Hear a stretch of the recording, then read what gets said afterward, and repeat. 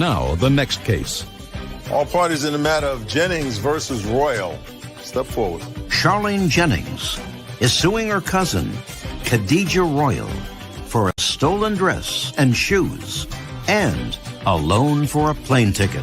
Miss Jennings, the defendant was your friend. According to, she's not your friend anymore and she owes you money. In 2 minutes, tell me what she owes you money for. For a trip that I paid for. What trip? She went to Vegas with one of her friends. She got kicked out. Her and the friend caught up. She didn't have any money to come back. This was in July. In July of last year? Yes. And how much did you lend her? I paid for her plane ticket. I paid $205 and some change. Okay, that was in July. Did she say she was going to pay you back? Yes. Okay, good. July, $205. Did she pay you back? No, she did not. Okay. Now, what else do you think she owes you for? She owes me for a dress that I lent her that she I'm said... not interested in a dress. I didn't go to law school for a dress.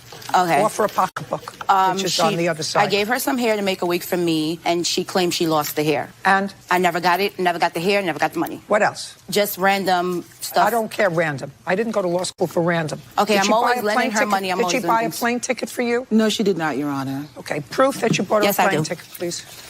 Did she buy you a plane ticket? She purchased a plane. Listen, I was in Vegas, and I sent her a copy of my credit card, and the card wasn't going through. Did she purchase a plane ticket for you? Yes, she did purchase a plane ticket for me. Yes, she did. And she got paid back when we reached home. Yes, she did. Okay, how did she get paid back? We stopped at the ATM because she said she borrowed money from her brother. It was $205 that she took from her brother. And she said she needs her money back as we reached home from the airport. And we stopped at the ATM, and I withdrew the money and gave it to her. I actually have the bank statement, but I left it in the room with the $205 that I withdrew. Okay, you want to get it? Yeah, I was rushing upstairs. Well, don't rush. Just go get it.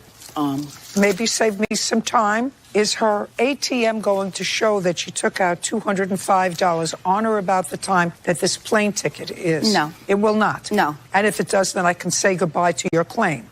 Perfect. Go get it. Leave everything else here. This way? Out that way. Thank you. No. That way. Judge Judy continues in a moment. Did you ever use her identification when you got ticketed for a traffic offense? I did not. Show me. Your Honor, when she was pulled over in her vehicle, she gave them my name. Just show me. Okay. You can't tell me what happened because you weren't there. Sorry. Real cases, real people. Judge Judy. Charlene Jennings says her cousin, Khadijah Royal, owes for stolen clothes and a plane ticket. Khadijah is countersuing for a stolen purse and identity theft. Okay, can I see what you have? Thursday, July the 5th. No, here you go. It's where it says 205. She used the card and she paid for my ticket over the line like I told her to do for 205. I have 205.80 on July 2nd. That's the same. That's when I was in Vegas. That's the time. And I wasn't able to do the process. That's because I usually use her. She usually does all that stuff, do my bookings and my transactions. I send her a picture of my card and she does the bookings for me because she doesn't work. She doesn't do anything. Just a second. Was the 205 the round trip to Vegas? It was the return, I believe. When did you go? I would believe must be the 29th of August or something, I really don't remember. But I was there. No. I can't remember the exact date that I left. Oh, what is the day I left? Not good with dates, miss. I'm sorry. All right. Okay. What else? You still have 30 seconds left. Okay. Emotional distress because... Okay, forget... Now we're done. Now, you have a counterclaim. You may hear the ma'am. nonsense. May I start? Nonsense! No, Let's it's go. not. Let Okay, me hear Judge it. Judy, 30 seconds. Okay. I think that I know. On You come March from New of York. the- Did you have a good time? We brought you here? No, right? ma'am. This is not Very a good time. good. Okay. My name was stolen. I had warrants for my name issued in my name because of Miss Jennings. Miss Jennings was pulled over. I was in Jamaica, I believe, from August to September the 12th or the 13th. I received a letter. I went to go renew my license. Shh. So I'm eliminating money owed for taking my purse without No, don't eliminate that. No. I'm getting started with the important stuff. You said don't waste your time. I just told you I don't deal with clothes or pocketbooks. Understandable. I don't deal with clothes or pocketbooks. Okay, well, let's do it firsthand. Now we're talking about identity theft. Yes. Did you ever use her identification when you got ticketed for a traffic offense? I did not. Show me. Your Honor, yes, she did. Just show In me. fact, here's the evidence here. She was pulled over by an officer, and she was giving him my name in her vehicle. This is a copy. Sorry. Don't speak. Okay. Just hand me evidence. Okay, hold on. Okay, this is her vehicle. This is my vehicle. When she was pulled over in her vehicle. When she was pulled over in her vehicle, she gave them my name. Just show Okay, me. I'm sorry. Just show me. Okay, there you go. can't tell me what happened because you aren't there. Sorry. Judge Judy continues in a moment. Want justice? Go to judgejudy.com. Like us on Facebook and follow us on Twitter. I can't even read this. Where did they put here? The license plate number. Is this the black car yours? Is it a BMW? That's a BMW. Yes, I drive a black BMW. I don't know if that particular one is mine. No, it is yours. It's yours. I'm sorry. Sorry, Miss Judy. Sorry. 1929? That is my car. This is her third time doing it to me. Just a second. Black BMW is a 2005? No, mine's is not. Yeah. What is yours? Mine's is a 2002. And I also have a black Chevy that's a 2003. Yeah, here goes it right here. Here goes her black Chevy. Don't worry, sir. I got both of them. No, with Virginia plates on them. This ticket is for you in your car. And we drive each other's car. No, I never drove your car. I don't know how to start your car. Use a pipe to start your car. You got to bang the engine to start it. I have a reliable car that I use a key and start. I don't know how to operate your vehicle. I've been in your vehicle. Judy, you see my car. It's a very reliable vehicle. Reliable. I don't know how to operate her vehicle. I've never. You have to use two hands to turn the wheel around the corner. Never drove your car before. We're done. Thank you very much. You're going back to New York. You have each other's clothes. I suggest that you Judy, exchange my them. identity. I had to charge $2,000. Bye. Ain't that something, huh? Tried to lie. You got a 2002 car. You're right, it wasn't 2000, it was 2001. Parties are excused. Using my name, getting Parties are like excused. that. Step out. Garbage. You see how you got flung out of here calling my name in these places? Ma'am. Judge Judy continues in a moment. And on the next Judge Judy.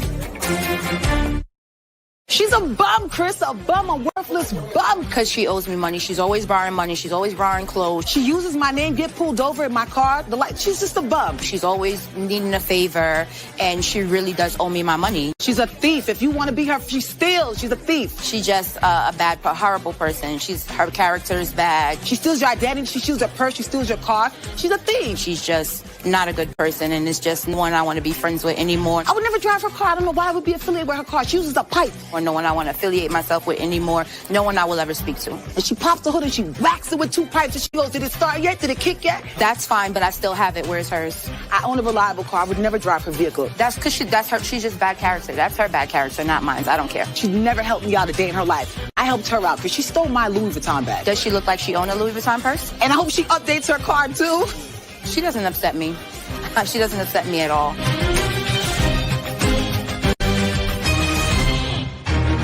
A business owner faces his fears. Mr. Moorhead, you look scared to death. I've watched it for a long time. You're scary, Your Honor. Good. Starting out with the right attitude. I like it. Will he be brave enough to make his case? I was going to walk away from the deal. If you were not interested in it, then you wouldn't have purchased it. Honestly, I was kind of tricked by the ad. Don't you feel stupid? No, not at all. Well, you should feel stupid. Judge Judy. You are about to enter the courtroom of Judge Judith Scheindlin. This is Judge Judy. Tammy Muller is suing John Moorhead for money owed for printing equipment she sold to him. Order. All rise.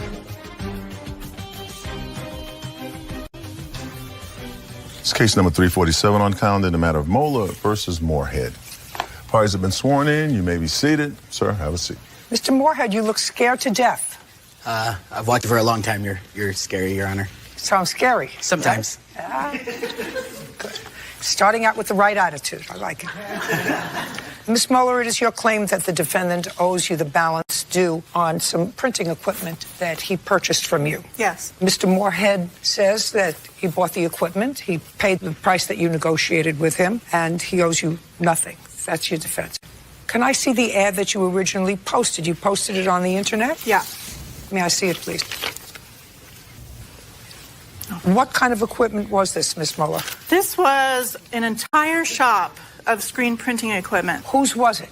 It was mine. Had you used it? Yes. For how long? Well, I had it in storage, but I used it probably for about 5 years. You used it for 5 years. What 5 years? 2010 up until 2015. I don't know. I wasn't there. Well, it went through a lot of moves, you know, or a couple of moves. So I was using it in my house, and then it went into storage. When did it go into storage? 2016. And were you selling it out of the storage unit? No. Where had you put it for sale? In my shed and at my home. So after you had it in storage where you paid for it, you moved it to your house and you kept it in a shed at your house? Yes, it was all in working order. Do you have photographs of it? I believe it's on the ad there. Okay, great. Let me take a look. Okay, so you started selling it for $5,500. I actually started selling it for about $7,500, but okay, then it didn't sell. No. And then you lowered the price to $4,700. Yes. And then you lowered the price again to $4,200. Yes. Is this a photograph of the equipment or of a piece of equipment like it? Like it. So it's not a photograph of the equipment? Right. Okay. Do you have a photograph of the equipment? This is a blurry copy of what you kind of have on the ad, but this is the press all set up in my shop. So it's the same model. Okay. Yeah. Now, Mr. Moorhead, when you contacted her, she was selling the equipment for $4,200. That's the ad that you responded to. That's correct. Okay. And had you seen any of the prior ads for more money? Nope. So that was the one that you responded to? Yep. On what date did you respond to that? July 28th or 29th. I believe it was the 28th. And did you go to Miss Muller's house? No, I did not. Where did you go? I called her on my cell phone. But you had to look at this equipment, I assume. Honestly, I was kind of tricked by the ad. The screen printing press itself, if it was in brand new condition, could easily have been worth that much. So I was trying to jump on the sale, and I had called her. Don't Sorry. Chat it to me. Yep. Whether you spent $1,000 or $3,000 or $4,000, at some point you'd want to look at it. Yeah, absolutely. You contacted her on July 28th. On what date did you see the equipment? Not until August 3rd. You went to her house? Yeah. And when you saw it, I must assume you were interested in it. Way less at that point. Well, if you say way less, if you were not interested in it, then you wouldn't have purchased it. So try not to think of where I'm going, Mr. Moorhead. Absolutely, yeah. Okay. Now, at the time, her ad was for $4,200. And I'd like you to tell me what the conversation was that you had with her on August 3rd. I had met her at her house with somebody that was going to help me move it, and she had let me know that it was disassembled and stored away. It was more like disassembled and scattered. So me and my dad went to the house, and we had to go through the house and kind of pick up pieces as we went. Underneath the back awning of one of their sheds that they had there was washout tank disassembled. And Listen to me carefully. Yeah. You either say goodbye, it's not what I want, or you say I'm interested. Nobody's forcing you. Yeah, Do you absolutely. understand? Yep. All right. So you went, you got the equipment. Piece here, piece there. Now you have the equipment. Her ad says $4,200. I almost walked. So let's start with the fact that if you went there with your father, you were interested in buying it, you saw it, and you gave her money. No. On what date did you give her money? It was later that afternoon. I never That's gave the third. That's the same date. I never gave her money. Who did you give it to? Her son. And how much money did you give to her son? $2,200. Now, did you see her son or the plaintiff when you initially went there? Her, yes. And I'd like you to tell me what the conversation that you had with her was. The conversation was... You wanted to buy it, she wanted to sell it. I started talking about what I was going to use it for, and she was interested. I had a big clientele and a need for it to increase what T-shirts I was starting to provide for my other business. And at that point, she gained interest in what I was doing. Don't tell me what she gained interest. Talk to me about money. Okay. That's what we're here about, not your feelings. I started backing out of the sale because I didn't feel like it was going to be worth that much. I was nervous. Right now, you're talking to me about feelings. Okay. Backing out is feelings. I'm interested in you telling me about money. She's got it advertised for $4,200. So far, you gave her $2,200. I want to hear your conversation with her about money. I told her that I didn't have time to go through all the equipment and that I was going to leave. At that point, she started discussing the possibility of her helping me because I didn't know how the equipment was going to be pieced together. And it kind of gave me confidence that she was going to be there and that she was going to help me. Okay, I understand. Feelings. I don't care about your feelings. All right. At that point, I was only going to give her $2,200 for the equipment. Is what you offered her? Yes. No. I want to hear you say it. I said to her, she said to me, you're asking 42, I'll give you 2,000. No, I want this. No, she wanted to start working together with me. Oh.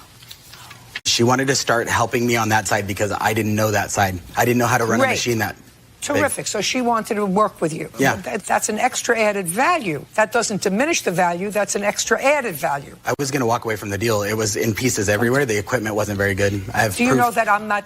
Do you Okay. want to... I understand. Don't you feel stupid? No, not at all. Well, you should feel stupid. Why's that? Bird goes in to buy a used car. Mm-hmm. He reads about it on the internet and he says, gee, this looks like a great car. Only wants... I'd sold my... I'm talking. Only wants $20,000 for this car. Going to go over, and then he makes an appointment. He goes over to see the car. And there's a fender laying on the floor. There's a bumper that's half attached. And he says, well, I'm not going to give you $20,000 for this car. I wouldn't give you a penny for this car. I don't want a car with the fender laying on the floor and the bumper fender and the bumper laying someplace else. And you say, well, you could put it all together again and then you'd have a great car. Well, if I'm going to put it all together again, if I have to put it all together again, I'll give you $10,000 for the car. Well, Bird says, I think it's not a big deal, so I would take the deal for $10,000. You see, that's what I want to hear, not his feelings. Well, I feel like I really love this car, I love the color, and I always dreamed about having a car like this when I was 15, even though the fender is laying on the floor and the bumper is laying in another room. Do you understand what I mean? That's the way normal people talk. I sold my press the day before in preparation for her machine, in the condition that she had expressed that it was in, which it was disassembled. Then you're and not stored. very smart.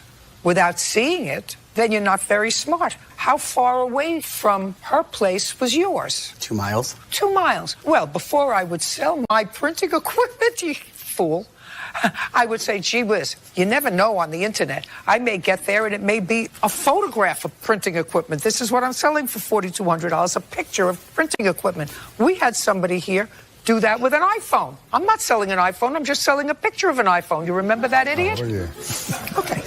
So if you're 2 miles away, I would go take a look at it before I sold my old equipment, because you were buying this equipment. You just told me a minute ago you look like deer in headlights. You told me 2 minutes ago you were buying this equipment because you needed to increase your business. You were increasing your business. So why would you sell your old equipment before you even look at this equipment? Different business. It's a separate side business that I was starting for my father so that he could help provide something for my other company.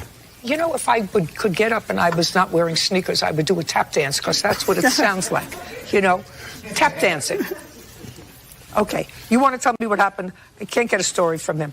Put an ad in the paper, $4,200. He came, he negotiated with you. There's no question that Mr. Moorhead is going to negotiate with you. What price did you finally come up with? Well, he actually proposed to me. He said he would pay me the full asking price of $4,200 if I would allow him to make biweekly payments. So when we were negotiating at my house, he said he had agreed to make, maybe more than $500. I'll have this paid off for way before 2 months. He was like... So we wanted to be able to pay it off. Yeah. And all before seeing it? He was so thrilled that day, because he was like, oh man, I'm getting all this stuff. This is amazing. This is way more than I thought. You advertised it as something Listen different. to me. Don't speak now. You had your chance. Barely. I had a wonderful time speaking to you. Now I'm speaking to her. Judge Judy continues in a moment.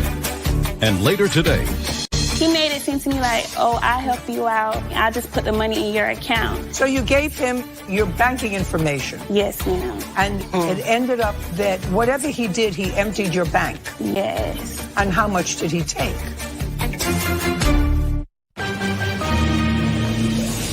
real cases, real people. Judge Judy. Tammy Muller says John Moorhead never completed paying for printing equipment she sold to him. So we wanted to be able to pay it off. Yeah, he was so thrilled that day, because he was like, oh man, I'm getting all this stuff. This is amazing. This is way more than I thought. You advertised it as something listen different. to me. Don't speak now. You had your chance. I had a wonderful time speaking to you. Now I'm speaking to her. And he had agreed that if he didn't pay it off in 2 months, that he would agree that he would pay a 10% late fee. Which Do you have is that in why, writing? Well, I do have a contract that we signed. I'd like to see but it. it's not signed. Yeah, that's Well, 'cause I if didn't sign it. you have a contract that you signed that's not signed, what does that mean? Well, what happened was I don't care what happened. Did he sign the contract or he did did he not? Yes. He did. Yes. Where is it? I think he took it. I didn't have room for all the pieces. And When you paid Trey, when he came back. Just a second. He gave you $2,200. Yes, cash. He owes you $2,000. Judgment for the plaintiff in the amount of $2,000. We're done. Now you can leave. You didn't. Now you can leave. Why is that excuse?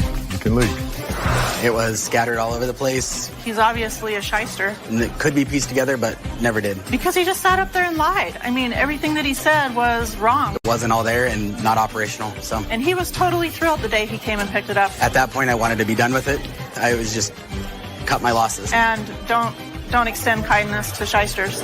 And now, Get food and you had no money. His car share driver coughed up the cash. We agreed that I would reimburse her, but there was no specific timeline given, Your Honor. You are some piece of work. And his payback was harsh. So you called Uber and you made a negative report about her. That was after she threatened to come over to my house with the police. I would go over to the house with the police. You stole from her. Judge Judy. you are about to enter the courtroom of Judge Judith Scheindlin. This is Judge Judy. Rideshare driver Kimyetta Johnson is suing rider Daryl Bowles II for lost wages due to false complaints he made to her company. Order. All rise. It's case number 340 on the calendar in the matter of Johnson versus Bowles. Thank you. You're welcome, Judge. Parties have been sworn in. You may be seated. Miss Johnson, you don't mind if I start with Mr. Bowles, do you? Go right ahead. All right, Mr. Bowles. Yes, Your Honor. It is Miss Johnson's claim that you made a false report about her conduct as an Uber driver to Uber services, and she's suing you for that. So I'm going to start off by asking you a couple of preliminary questions. Yes, ma'am. You are legally blind, Totally blind, Your Honor. and that has been for how long? Since birth, Your Honor. I assume, based upon your answer, Mr. Bowles, that you get around from place to place currently by using car services. Yes, Your Honor. And you've used Uber before. Yes, Your Honor. And I assume that you've been generally satisfied with their services. That is correct, Your Honor. Do you work? Yes, ma'am. Do you work from your home or at a place of business? I work at my home, Your Honor. So if you work from your home, I assume that you have all your meals at home. Or you go out for food. Yes, Your Honor. Which one? Sometimes both, Your Honor. Now, there came a time on November 15th of this year that you called for a car because you wanted to go and pick up some food. Yes, Your Honor. About what time of the day was it? This was about, and again, it's been a while, Your Honor, so please forgive November if I don't... 15th wasn't so long ago, sir. Less than a month. I understand that, Your Honor. I'd say it was about 8 or 9, Your Honor. In the evening. Yes, ma'am. Had you called and ordered the food, or were you going to pick it up? I ordered it when I was there, Your Honor. So you went to the place where they had the food, and you placed the order when you got there? Yes, Your Honor. Okay, well, that takes a little longer so that the car was going to wait for you, right? The car service that you called was going to wait for you when you got to the place where you were ordering the food until the food arrived. Yes, Your Honor. Okay, and what kind of place were you going for the food? I went to Sonic, Your Honor. Not we, I. Yes, Your Honor. You went to Sonic, and the person who picked you up was the plaintiff. That is correct, Your Honor. She had never driven you before. That is correct. Had you ever gone to Sonic before? Yes, Your Honor. How often? Up until that time, it had been a couple of months before, Your Honor. How many times would you say in the last 6 months have you ordered food from Sonic? Your Honor, I do not mean to be disrespectful, but how is this particular question relevant? I determine what's relevant or not. How many times has you ordered food from Sonic prior to November 15th? I'd not gone there in a few months, Your Honor. There were issues with another Sonic where they just did not get our orders right. Not our, your. Were you going to buy food for yourself and other people, or just for you? For myself and my girlfriend, Your Honor. So on the 15th of November, you were going to pick up food for 2 people? Yes, Your Honor. And you had gone to Sonic before. The reason I ask you that question, sir, is because you know if you go to a restaurant and if you've been there before or a takeout place, you know approximately how much that cost. You work, you're a working person, you take care of an apartment where you live, you have a girlfriend, so that you know approximately how much that costs. And you know approximately how much your Uber costs to get there. So yes, you went there to get food and you had no money. Your Honor, When I went there, I did not have my debit card with me. Whatever you didn't have, you had no means to pay for it. Your Honor. I want you to, don't give me your honor. I know who I am. My question is, on November 15th, you called for an Uber. Plaintiff arrived to take you to Sonic, where you were going to order food for yourself and your girlfriend. You got there, she dropped you off. You said, what do you go, drive through? It's a pull-in. You pull in into the slot and you order your food and they bring it out to your car. Okay. That is correct. Fine. So she's in the car, you order your food, you're in the car, you're in the back seat of the car? That is correct. And they bring you out your food, or they don't bring you out your food because you pay for it when you order it? They do not usually bring it out. They brought it out, and I was trying to find the correct card, Your Honor. My question was, do you order your food and pay for it and then go to a different place to bring it out? Or do you order it and then pick it up, and at the same time you pick it up, pay for it? Those are two different questions. You pay for it when you get it, Your Honor. So you order your food, you go to where you're supposed to get it, and I'm sorry. You stay at the same place? You pull up, you order your food, and then you have the option to pay there with your card, or when your food comes out, you pay the car hop, and then you go. What did he opt to do? He paid once the food got to the car. Okay, but he didn't have a method of paying them. That is correct. He didn't have cash. He didn't have a debit card. He didn't have a credit card. Oh, he had several cards. I'm sorry. He had a card. He had several cards, but the particular card he wanted to use, he did not have. Did you have other cards that you could have used, sir? I did try them, Your Honor. Don't listen to me. Does it look like I need help from you? No. I don't care whether you tried to pay him with wampum. You didn't pay them, and the plaintiff said she would advance you the money. Is that correct? The plaintiff offered, yes, Your Honor. Is that correct? That is correct. Perfect. The plaintiff said, okay, you don't have the money, I'll advance you the money. And you said, fine, I'll pay you when we get home. No, Your Honor. Oh, tell me what you said. This is to a perfect stranger. That is not what I said, Your Honor. What did you say? We agreed that I would reimburse her, but there was no specific timeline given, Your Honor. You are some piece of work. You're some piece of work. You get into a strange car with a driver that you don't know. You have no money to pay her. You have no money to pay for your food. The driver says, all right, your food's here. I'll advance you the money. And you said, fine, but your excuse to me is there was no specific time when I was supposed to pay you back. Your Honor, I have already paid her. Just a second. Oh, no, that's not where we're at yet, Mr. Bowles. You didn't pay her that day. And this is what it's about, because she started to call you because you didn't pay her that day. And then you called Uber and registered a complaint about her. That was after she threatened to come over to my house with the police. I didn't go over to your house with the police. You stole from her. She's an Uber driver. I already paid her $18. We were trying to negotiate to pay out the rest. I have the evidence. Just a second. I'm not interested in seeing your evidence. There's no negotiation, sir. Then why did you bring me here? Just a second. I don't know why you came here. I don't know why you came here, sir.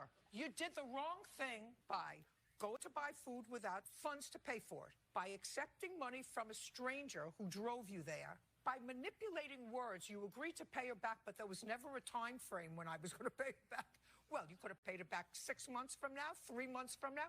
And when she called you and said, I want my money, and if I don't get it, I'm coming to your house with the police, because you, in effect, stole money from her, which she is perfectly able to do. She can go to the police, file a police report, and said, this guy scammed me out of money.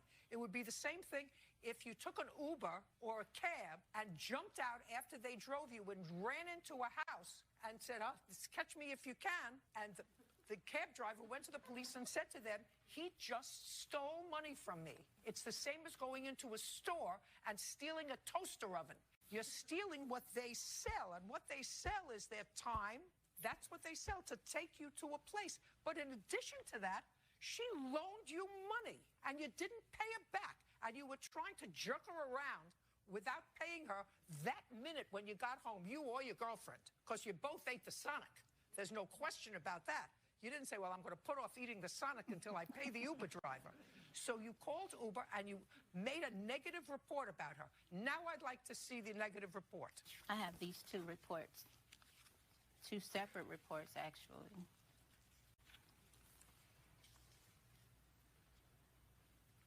A writer mentioned that an argument on a recent trip with you made them feel uncomfortable.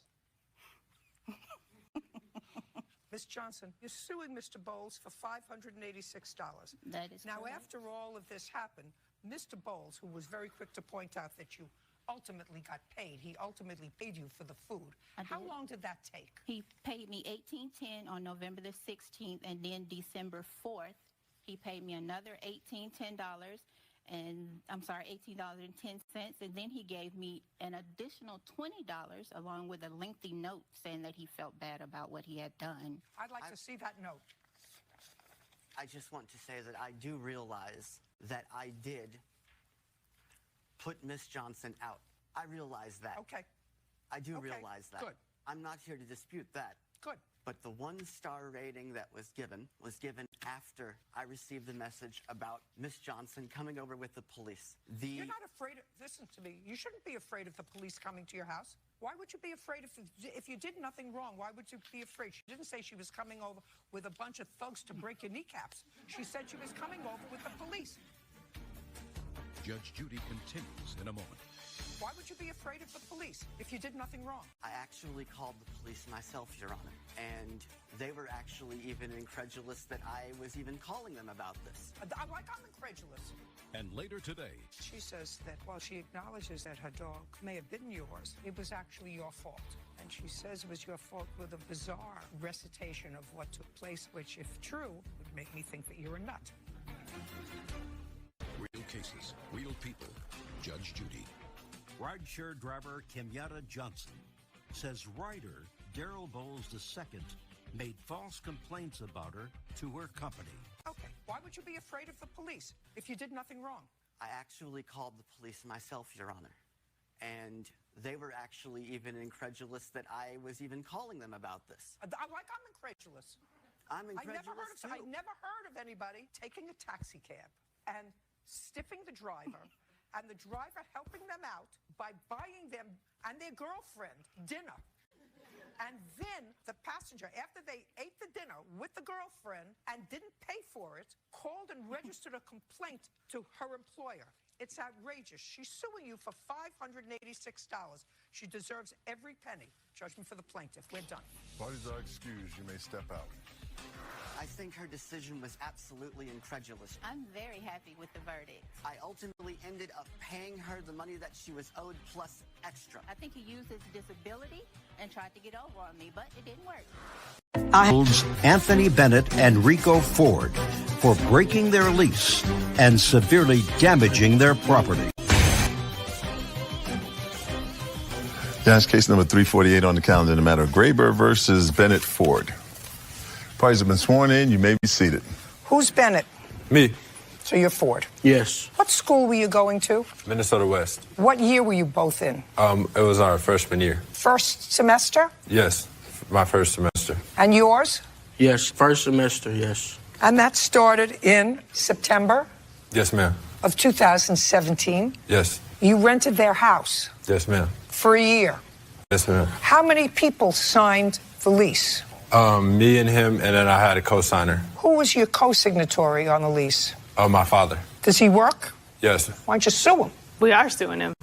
When? We're suing him. We were getting the process done, but we couldn't get a hold of anybody to sue him because after we fixed the whole damages they did it to totally destroy the property. Just a second. I didn't ask you for a whole story. I said you have these two kids that probably flunked out of school, which is why they broke the lease, right? They destroyed your house. Yeah, a BB gun. Just a second. Well, you're pretty dumb to rent to two college kids anyway, if you had a house that you liked. You know, that's pretty stupid. I wouldn't rent a garage to two college kids. But my question to you is, now you have these two. Did you flunk out of school? No, ma'am. Where did you go after you left their house? We couldn't afford the bills anymore because... No, not because. You couldn't afford the bills anymore. I don't know why. I don't care why. Where did you go is my question. Well, I had a kid, so I had to relocate to go work instead. Just a second. So the answer is you were no longer in school? Yes, because, well, we ended school. When did you end school? School ended in May. But you moved out before May. No, we moved out May 30th. Is that when they moved out? Yep, they broke the lease 5 months. Just answer my question. And you relocated where? From where to where? Appleton, Wisconsin, where my father lives. Are you living with your father?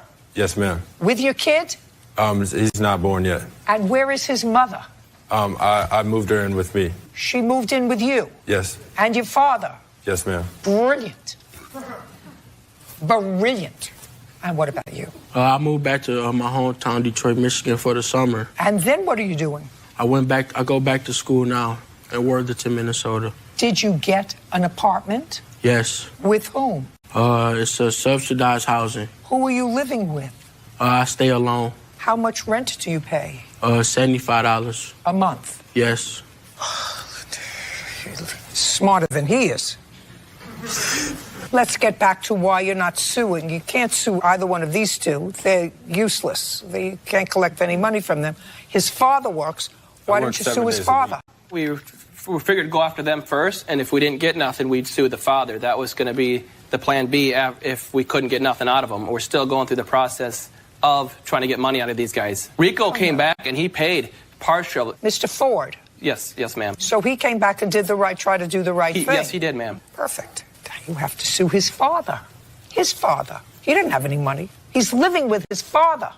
So why do you have trouble finding his father? We sent him text messages, but we don't get no response. So we were in the process. You don't have to send them text messages. Serve them with a summons.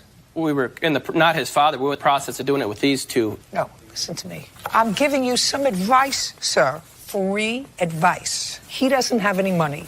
He lives in subsidized housing for $75. This one is finished with school, got a girl pregnant. They moved in with his father, so he doesn't have any money. What? I work 7 days a week, and I'm building up, and I'm going back next semester for marketing. Great. So you have enough money to pay this judgment? I would if I owed, but I don't owe anything. Really? When was your lease up? We contacted them prior to moving out, and he said it was fine. Jamie. Show me. When we went to pay the last month's rent, we talked to him, and he said verbally that it was fine. Do you have a written lease with them? Yes, ma'am. You cannot modify a written lease by an oral agreement. I understand. So you have a lease that went out further, and you left owing money. Not you. According to what I'm hearing, you try to do the right thing. Yes. Did you come back and live in the house? No, I moved to that's when I now live in the subsidized housing. How did he try to do the right thing? We text both of them on what they owed.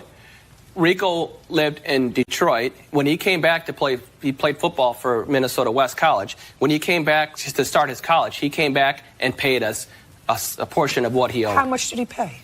He paid $345. Good. And Anthony, we could not get a hold of him.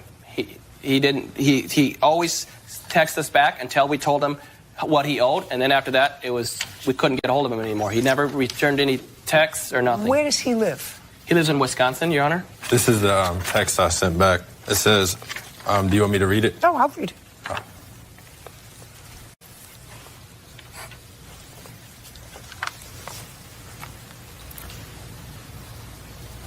Mr. Ford, I want to ask you this question. Yes. When you came back and you were playing football, and you, I assume, had some money, did you work over the summer? No. How did you get $345? My mother paid. And when you paid them the $345, did they say you were even?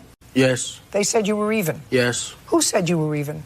Jamie. And when was the last time you gave them money of that $345? I believe it was August. I know it was the first beginning of August, so August 2nd through the 5th. Have you heard from them since about you owing them any more money? No. Only this case? Yes. And you accepted $345 from them? We did accept that, Your Honor, but we didn't care who it was coming from. We said this is the amount both of you two owe. I don't care what you said. Case is dismissed against you, Mr. Ford. You can leave. You can leave. Now, the only thing that I have to figure out is what you're going to do with Mr. Bennett. Mr. Bennett, if he wasn't working, I would dismiss the case and I would say to you, you've got to go sue his father. Your Honor, we have pictures of a BB gun being used in the house. What does that have to do with what I just said? What does that have to do with what I just said? Nothing, but it's deliberate damage to the house is what we're saying. I understand that. But if you have somebody who has no money and you have his father that you accepted as a guarantor, that would seem to me to be the person that you would select to sue. Is the father has property, the father has a source of income that's steady. He doesn't have two people living there with an expectant baby. How old is this expectant mother? 19. 19. A 19-year-old expectant mother living with him too, in addition to his son. Do you understand? Yes, Your Honor. But Mr. Bennett says he works 7 days a week. Now I'll take a look at the pictures of the house. You want the before pictures and after pictures? I do. Okay, all the pictures. They're labeled in there. Yeah.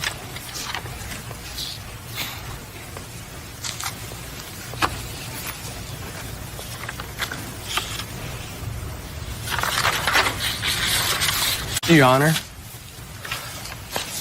I want you to look at these pictures, Mr. Bennett. I just want you to tell me if these are pictures of the house that you rented.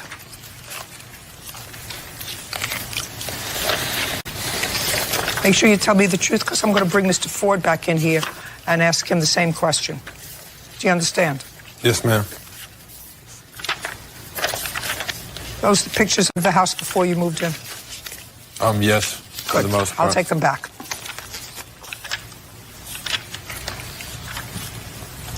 Would you bring Mr. Ford back in here, please?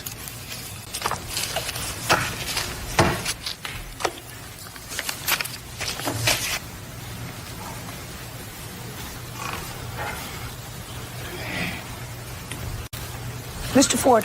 Yes. I want you to understand that the reason... Move away from him a little bit over. I want you to understand something. The reason I've called you back in is not because I'm reversing my decision. The case is dismissed against you because you paid them a certain amount of money and they accepted it in satisfaction of what the debt was. Yes. With regard to you. But I have some questions now based upon some new evidence that I've seen. Yes. And it's very important for me, and I think that you're being truthful with me, and I want you to be truthful with me. You and Mr. Bennett signed the lease with a guarantor. Yes. How many other people stayed in the house regularly?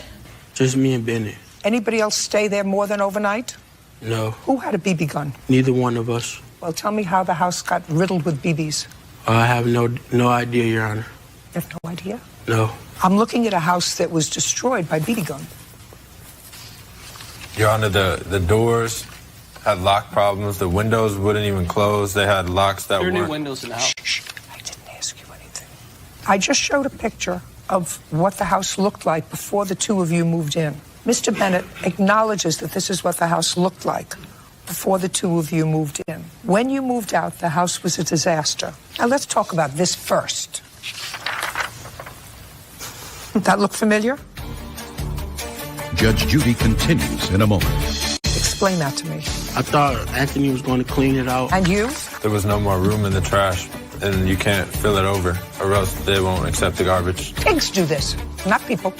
And later today, when you moved in to Mr. Prue's apartment, you gave him nothing. I gave him nothing, and I was going to pay him for the month of September. And you were taken out and arrested before September? Yes. Perfect. Real cases, real people. Judge Judy.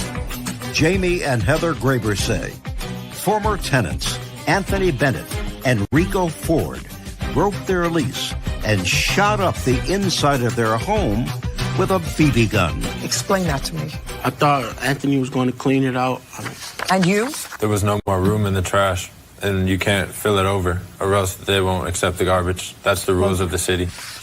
How much in advance did you know that you were moving out on May 30th? I wasn't in town. I had to drive all the way back there, 7 hours, and I only had a couple days. Pigs do this, not people. Pigs leave a house like this. I'm not talking about... There was already boxes and food left in there before we came in. And the pictures... Pigs leave a house like this. Pigs leave a house like this. Pigs. I have the pictures, the before pictures. I've seen the before pictures. You acknowledge that that's what it was. Pigs leave a house like this. What month did you rent the house? We re-rented it. It took 1 month, June 1st. So just a second. Just answer my question. You re-rented the house to whom? Natalie, can't think of her last name, ma'am. She a student? Nope, she works. She works at Moth Holler. And how much rent is she paying? $700, Your Honor. And what was your rent? $700. Did they have security with you? Security deposit? Yes, ma'am, they did. Did you keep the security Yes, deposit? ma'am, we did. You did. Judgment for the plaintiff in the amount of $1,500. That gives you $2,200 to clean up the mess. We're done. Thank you. Parties are excused. You may step out. I guess I'm happy with it. I mean, I feel that we deserved it. We had some pretty excessive water bills and stuff that hindered us from being able to help out, and it kind of hurt us really bad. There was so much damage, we didn't know where to start. I didn't do any of the damages. I don't see how they could even have a case saying there was no babies in there. I don't know what could happen. No more college kids. And now, I can go on with my life. and now the next case. All parties in the matter of Howard versus Ginkgo. Step forward. Coolidge Howard is suing 24-year-old vinyl wrap installer Chase Ginkle for damaging his Maserati. Mr. Howard, you purchased a used car, a 2015 Maserati. Ghibli, Ghibli? that's a weird name. And who did you purchase it from? I bought it from a big car lot. It's in Phoenix, Arizona. How much did you pay for it? The car cost $35,000. I put down a down payment for the vehicle. I make payments on it. And when did you purchase it, sir? Was 7/17/18. And at some point, you took the car into Mr. Ginkle's shop, who advertises that he wraps cars. Now, Yes. from what I understand, wrapping is the process where you make it look not shiny. Correct. I was wrapping the chrome trim around the car, so everything that was chrome was going to be made to look black. Okay, so you weren't changing the whole car. Not the you whole were just changing the chrome Correct. to be flat black or Flat. shiny black. Flat black was what I wanted. He had the shiny wrap, so he went with the shiny wrap. Okay, so you were fine with that. So you That- wanted that- the that's whole what thing was- to look all one color. Yep, all one. Because I didn't understand. I Yeah. was going to ask you, why would you take a perfectly good $35,000 car and then, screw it up by putting a Yeah. vinyl covering? Judge Judy continues in a moment. I'm stupid when it comes to mechanics, but this looks unprofessional. I told him what was needed to do to get the job done. Well, I wouldn't have expected it to look like my 3-year-old grandchild made a hole in the car.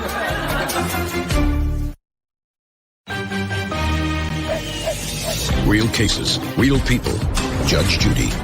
Coolidge Howard says vinyl wrap installer Chase Ginkle damaged his Maserati. Okay, you just wanted the chrome covered. Correct. Okay, and he quoted you a price. And it is your claim, sir, that not only was the vinyl now coming off the chrome, which is really not what you're complaining about. What you're really complaining about is that when he returned the car to you, you noticed some damage. Correct. Okay, on what date did you take the car into his shop? That was on 8/21. And on what date did you call him about the damage that you saw when you got the car home? Probably it takes about 45 minutes to get back from where I picked the car up at. I called him on the way back because he had told me about what he had to do for the door handles. I didn't see it because it was dark. Door handles. So the door handles, to pop them off, he had to go into the door jamb, and that's where the damage is inside the door jamb. I could show you a picture of it if you'd like. Okay, so tell me what the damage was, sir. The damage was done to the inside of the doors where there's little holes for you to put a tool in and pop the door handles out. And he did put a drill bit in the side of the door and drilled it to make it larger so he can get his tool inside to pop out the door handles. I'd like to see, where is this storage? Is it where you can see it Yes. from the outside of the car, or do you have to be inside of the car to see it? That's the damage to the door.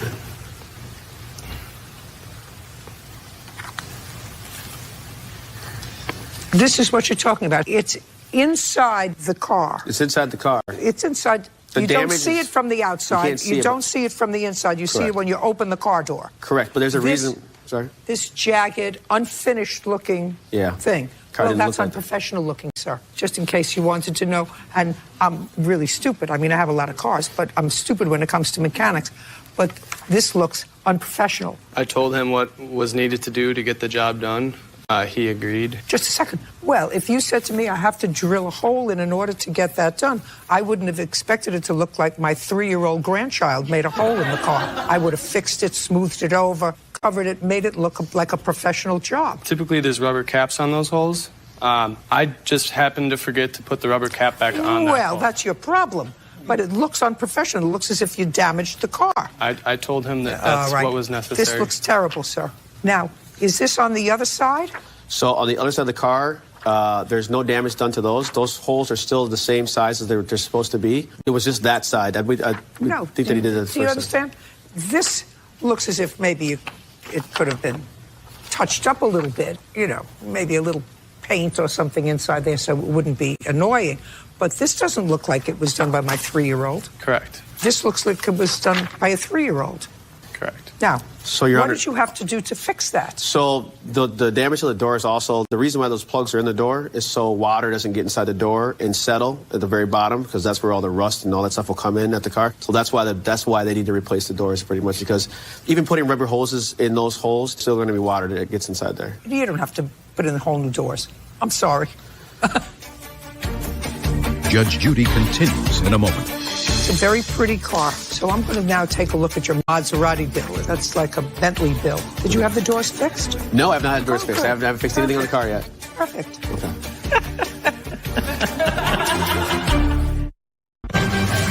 People, Judge Judy. Coolidge Howard says vinyl wrap installer Chase Ginkle damaged his Maserati. Now, if you're doing body work on a car, I wouldn't take it to Maserati to get whole new doors. Well, it's a Maserati, so that's why I take my Maserati to the Maserati dealership. That's everything that goes on in that car, I bring it straight to the dealership. Mr. Howard, this isn't a mechanical problem. Mm-hmm. This is the kind of problem that you can take it to a body shop, and they will fix it without putting on 2 brand new doors. What I was quoted was that was not going to be able to be fixed at a body shop. Well, then you have an expert here to tell me that. I'm telling you that this hole in the door that is not visible from the inside or the outside can be fixed without putting in 2 brand new doors. I have a quote from the actual body shop if you'd like to see that. The Maserati dealership. Okay. I'll take 3 quotes to fix it, not for new doors. You have quotes for new doors? Yes, just quote here. I'm not interested for new doors. Okay. That's going to be fixed, but not with new doors. Yeah, there's no smoothing those holes out. It's not a question of smoothing them out. They can patch them, sand them. They're on the inside of the car door. I absolutely agree with you that the work that he did here was shoddy. Okay. That whatever plug, whatever thing he should have put in there, he should have put in there and not done the work. You paid him, first of all, you get your money back because he did a lousy job. That's $500 worth. Now, it's going to cost him money to fix this. It's not going to cost him $5,000 to fix it because he only paid $35,000 for the car. And these are 2 little holes in the door. Okay. It's a lot more damage done than that, but also Just a second. Okay. I'm waiting to see the rest of the damage. Okay. What's the rest of the damage? So there's 2 scratches in the back seat that weren't there before, prior. I'd like to see the scratches in the seat. Yep. This is evidence. There's more damage done to also this part, too. This is what's on both sides of the car. It's a keyhole, but you can show doing that one first.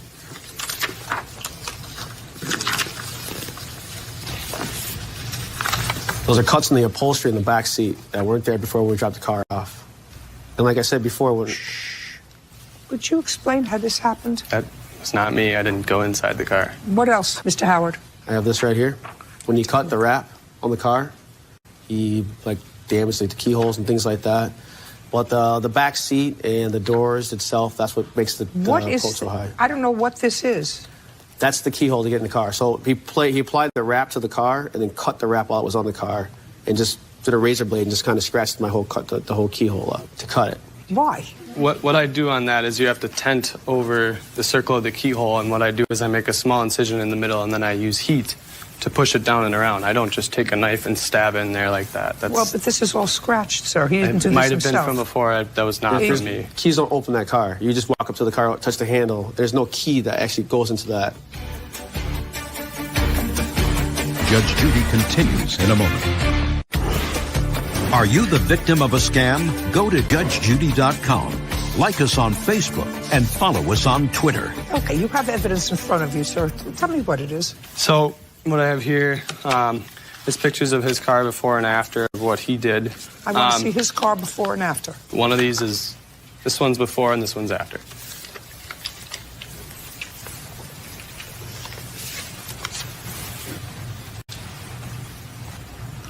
Oh, I see. You wrap the side view mirrors and you wrap the doors. Door handles. Door handles. It's a very pretty car. Thank you. Okay. I don't know about this. I know about this. So I'm going to now take a look at your Maserati bill. That's like a Bentley bill. Okay. Did you have the doors fixed? No, I have not had doors fixed. Good. I haven't fixed anything on the car yet. Perfect. Okay. I wouldn't. What is this?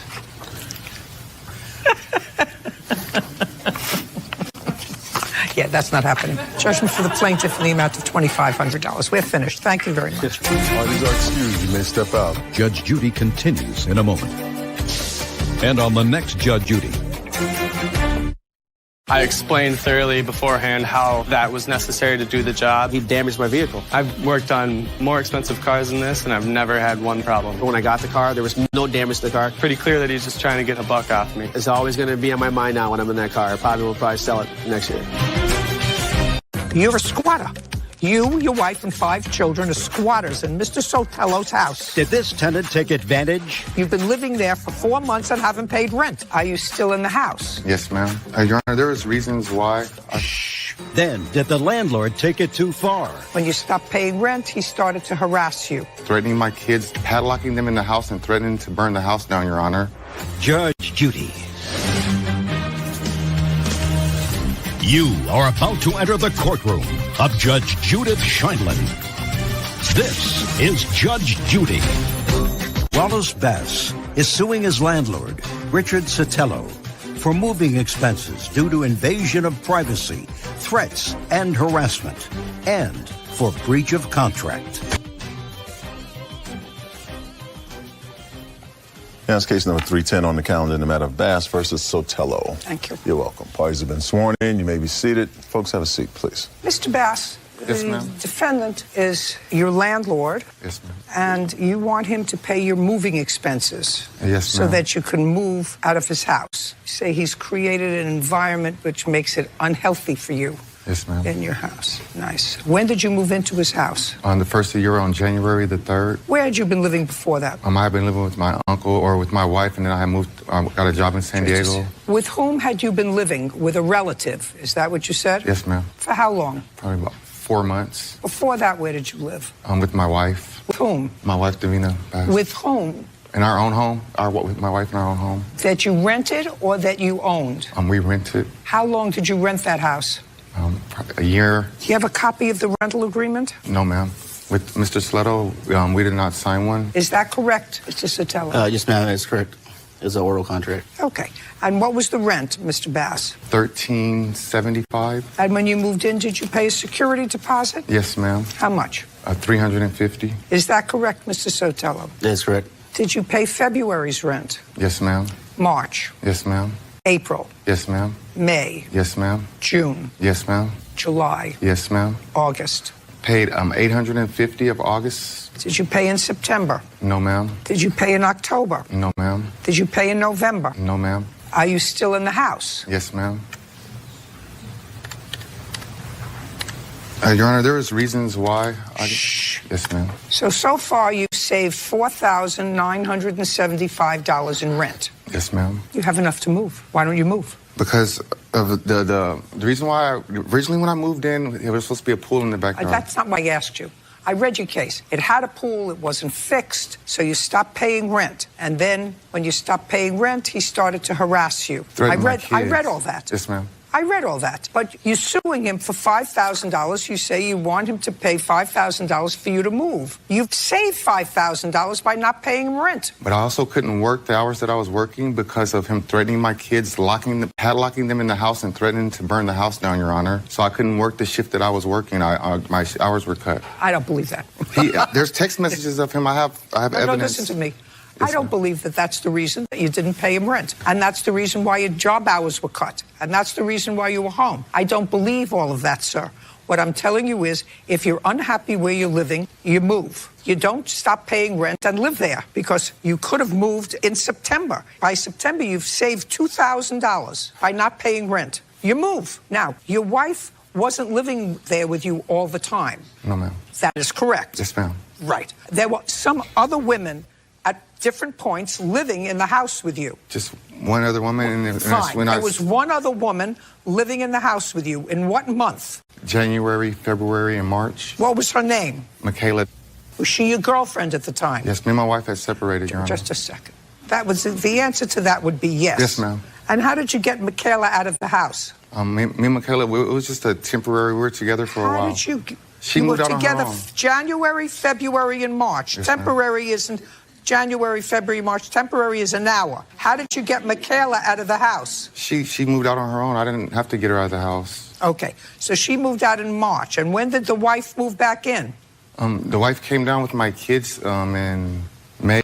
My mother's in May, So June. just a second. Take your hands out of your pockets and tell me in what month your wife came to the house. Right after Mother's Day. So she came to the house in June. That would be she was there the month of June. Yes, ma'am. And how many kids came? I have 5 kids with my wife. How many kids came with your wife? 5.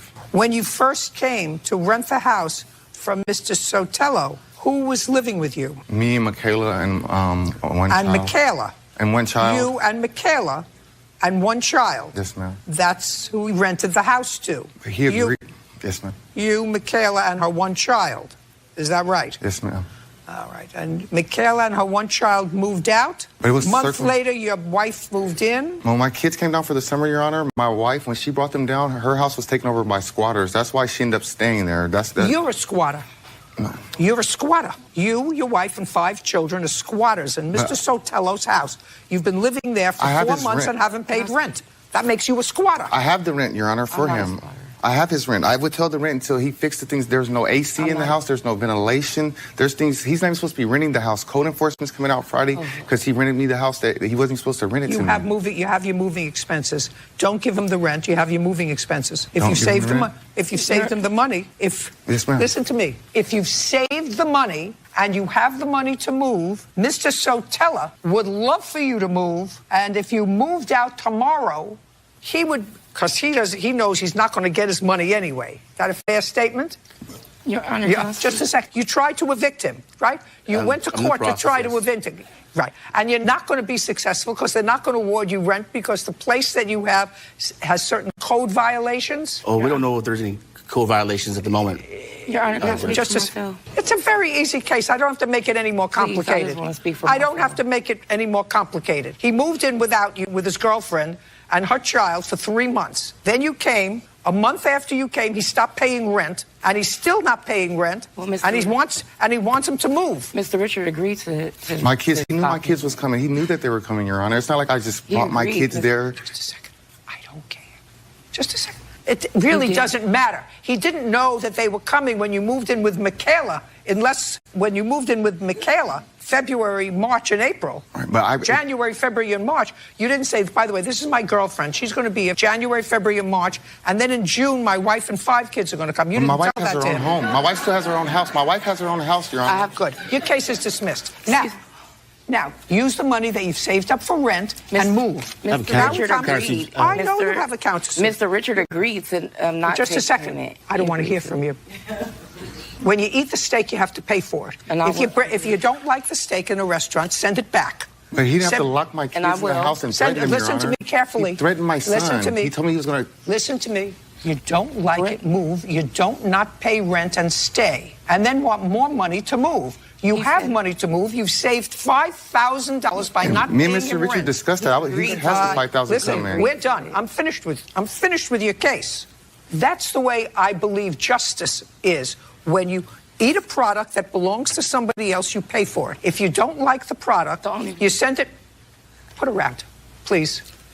Your Honor. You put it back. You send it back with the waiter, and you say, "This steak is raw. It's rancid. It's too tough. It's whatever, and I don't want to eat it. And I don't want to eat it. But if you eat the steak, you have to pay for it. And if you live in the house, you have to pay rent. And if you don't want to live there anymore, move." Now, you haven't paid rent in 4 months. So you've saved that money in rent. So I have no sympathy for you. You have enough money for you and your wife. You just told me she has her own house. She does, Your Honor. Great. Then go back to her house. You've saved $5,000. You should say thank you to him. Now, money owed for property damage. He's not paying you for stress. I want to see what damage you allege they've caused to the house. Don't give me a whole lot of papers. Just give me a picture of what you allege they've done to the house. Because he padlocked my kids in the house? First, I broke it off. So estimates also.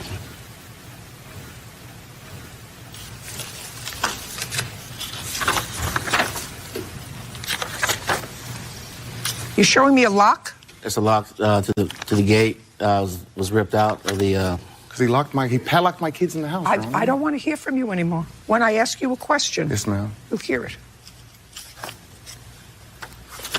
That's baloney, Mr. Sotelo. Your counterclaim's dismissed. We're done with this case. Move! Parties are excused. You may step out.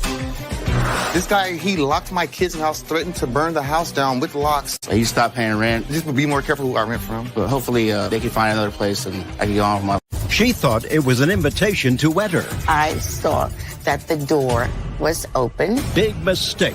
I want you to tell me how you got bit by his dog. The dogs came, and I'm standing right in the middle, right there in the path of them, and they started to attack me. You went to the hospital. What happened to you? I was in deep shock to see those dogs jump on. Tax preparer Tyrus Jones Sr. for medical costs and pain and suffering due to a dog attack. Order. All rise. It's case number 216 on the calendar in the matter of DeMar Dawson versus Jones. Thank you. You're welcome, Judge. Parties have been sworn in. You may be seated. Ma'am, have a seat, please. What is your first name? Karen. And your Miss Dawson? I'm Miss Dawson. This is your daughter-in-law. Mr. Marr, was it your taxes that the defendant was doing? In the beginning, yes. Was he also doing your taxes? Yes. How long have you been a tax preparer? I've been assisting people with taxes for well over 20 years. Is that what you do as a full-time job? No, I work for the federal government. In what capacity? I'm a health IT specialist. What particular training do you have in tax preparation? I just started doing taxes at an early age. So you have none. You have no formal training in No tax. formal training. In tax That's preparation. correct. You were referred to him? Yes, I was. By whom? Wallace. He's a friend of mine. When did you see him and give him? March the 10th. And you? I saw him after. You saw him after, so you went at the same time? We did go at the same time. Okay, yes. So you saw March 10th and gave him the paperwork. How much did you charge each one to prepare their taxes? Well, I charged Mr. DeMar $200. 200? Yes, ma'am. And Miss Dawson? She didn't pay anything. I was going to do hers for free. Why? Because initially I was going to charge her $200. However, I wasn't able to complete the taxes when I had told Mr. Marr that the taxes will be completed by April. She kept persisting and calling, so I had other people that I was assisting them with. So I was going to, actually the date that I first saw them was March the 15th, not the 10th. Mr. Jones, I assume that you're not handling anybody's taxes that are complicated since you have no training. I assume it's as simple as people who don't know how to fill out the forms themselves. You do it, and they're simplistic. There's nothing complicated about their tax return. So if you saw them on March 15th, one you charged $200. Yes, ma'am. Correct? Yes, ma'am. And paid $200. And the other you charged nothing because you didn't do their taxes. That's correct. You did Mr. Marr's taxes. I was doing them. I hadn't completed them. I told her on the 30th of March that I would have them complete the following day, which was March the 31st. Yes. And this is when the occurrence happened with the dogs. On what date? March the 31st. So you said you'd have them by March 31st, and they came to your house. That's correct. That's what we're here for. And your dog, one of your dogs, bit who? Bit me. Bit you. And you're suing for being bitten by the dog. You went to the hospital. Yes, ma'am. And what do you want? I want the hospital bills that was done for me. What happened to you? Shocked. I was in deep shock to see those dogs jumped on my mother-in-law and mauling at her. So the hospital admitted me as well. I want you to tell me how you got bit by his dog. Karen and I, Mr. Marr and I, went to Mr. Jones's house because he had sent her a text that the taxes would be ready on the 31st. On the 31st. So you went.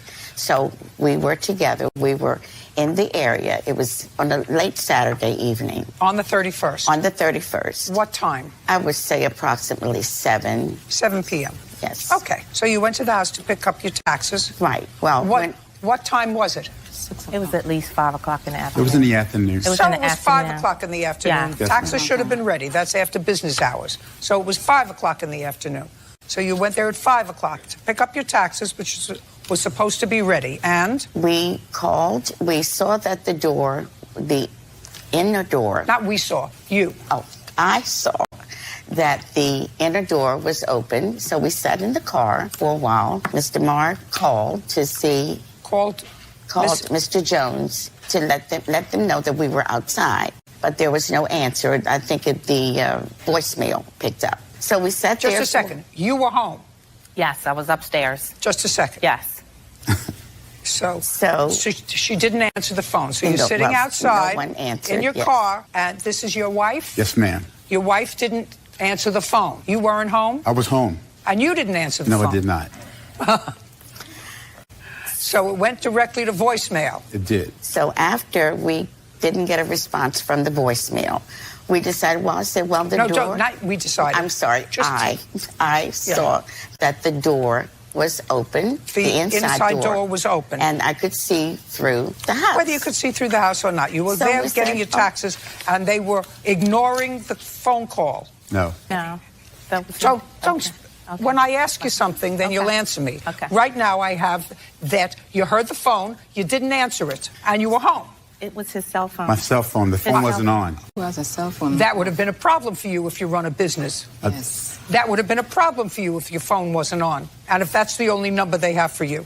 Yes. So you went in and you tried, and you went in and the dog bit you. You opened the door and the dog came out. Well, actually, I didn't open the door. We were standing on the first step, which was the only step to get up on to knock on the door. So as we did, I was standing right there in front of the door.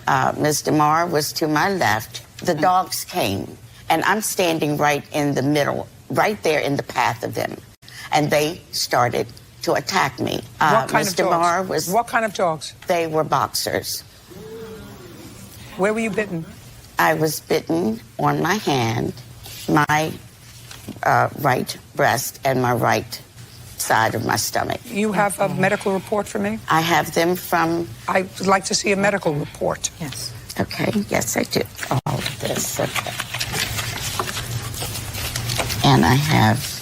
The pictures are in there also.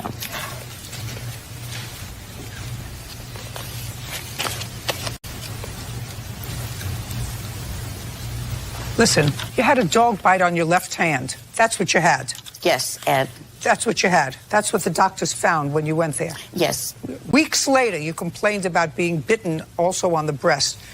There's nothing in this. There's nothing in this initial report where the doctor examined you on an emergency basis where you were bitten on the breast. I understand that, Your Honor. Good. But I did not realize that I had been bitten on the breast until after I had gotten home. I felt something. Then you show me, just a second, then you show me something between March 31st and April 18th, which is the first note that is here when you went for something with a different doctor. No, I'm sorry. Just a second. Show me that you reported it to the emergency room. Look on the report that says April 3rd. That was a follow-up to my doctor where I had told him I did not realize that I had been bitten on my breast. So therefore, it wasn't mentioned in the emergency room. But April 3rd. No, sorry. April 18th is the first time it says something about breast. You show me something April 3rd that says something about your breast on a follow-up. Show me. You ready? Put your hand down. I don't need you. I'm not minimizing being attacked and being bitten. Being bitten, it wasn't a terrible bite, but being bitten by two dogs and frightened by them, I see something that said April 3rd that you said dog bites, hand bites, and then on April 18th was the first time I see a note about you saying anything about a breast. I may be wrong. Find something that said April 3rd. I'm sorry, but I had not mentioned that in the emergency room because I did not I'm not talking realize. about the emergency room. I'm talking about between the 31st and April 18th. You have anything? I have April 3rd. No, well, show me. I want to see. On April 3rd. I would like to see you saying anything about being bitten by your breast on April 3rd. No, I guess not. But I was. Okay, well, we don't have it. Show me. I don't have it because I had not. I only mentioned the dog bites, but he just indicated that it was on my hand, which was on April 3rd. That's the correct. 18th, right. That's correct. 3 weeks later, you complained that it was on your breast. I just want to make sure I didn't miss anything. And I'm not minimizing I'm not minimizing the fact that. Okay, fine. May I see it, please? May I add something? Just a second. No. Okay. Do you have Medicare? Yes, I do. Is what you're telling me none of these expenses was covered by your Medicare? Your Honor, when... Just to answer my question, is what you're telling me... I do have Medicare. Yes. And I had asked the hospital to send the particular bill that was in the emergency room to Mr. Jones. Oh, well, that's your problem. So the answer is, yes. The answer is you have Medicare, and you said to the hospital, you want to use my Medicare, send him the bill. And the hospital did that? Is that what you're telling me? I don't know. No. I really don't know. Let me tell you something. I know hospitals. I know hospitals. You can't say to a hospital when you go into an emergency room, I want to bill somebody else. There is not a hospital in this country that would accept that kind of a statement. I don't want to use my Medicare. I'm not giving you my Medicare card for this emergency visit. I want you to bill Mr. Jones. I haven't called Mr. Jones. You can call Mr. Jones. Mr. Jones doesn't say he's going to pay the bill. That's ridiculous. Judge Judy continues in a moment. I want you to look at me and tell me what you were doing on March 31st at 5 o'clock. I was in my office watching television. You were It was a supposed to sporting have event. her taxes ready. Absolutely. What were you doing watching television? And later today, This is my question, sir. I've had a lot of houses. Bird has had a lot of houses. Did you ever have a concrete grinder in your backyard? No. Me neither.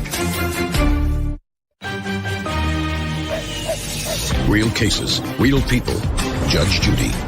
Blanche Dawson and daughter-in-law Karen DeMar claim 2 dogs owned by their former tax preparer, Tyrus Jones Sr., attacked Blanche during a visit to his home.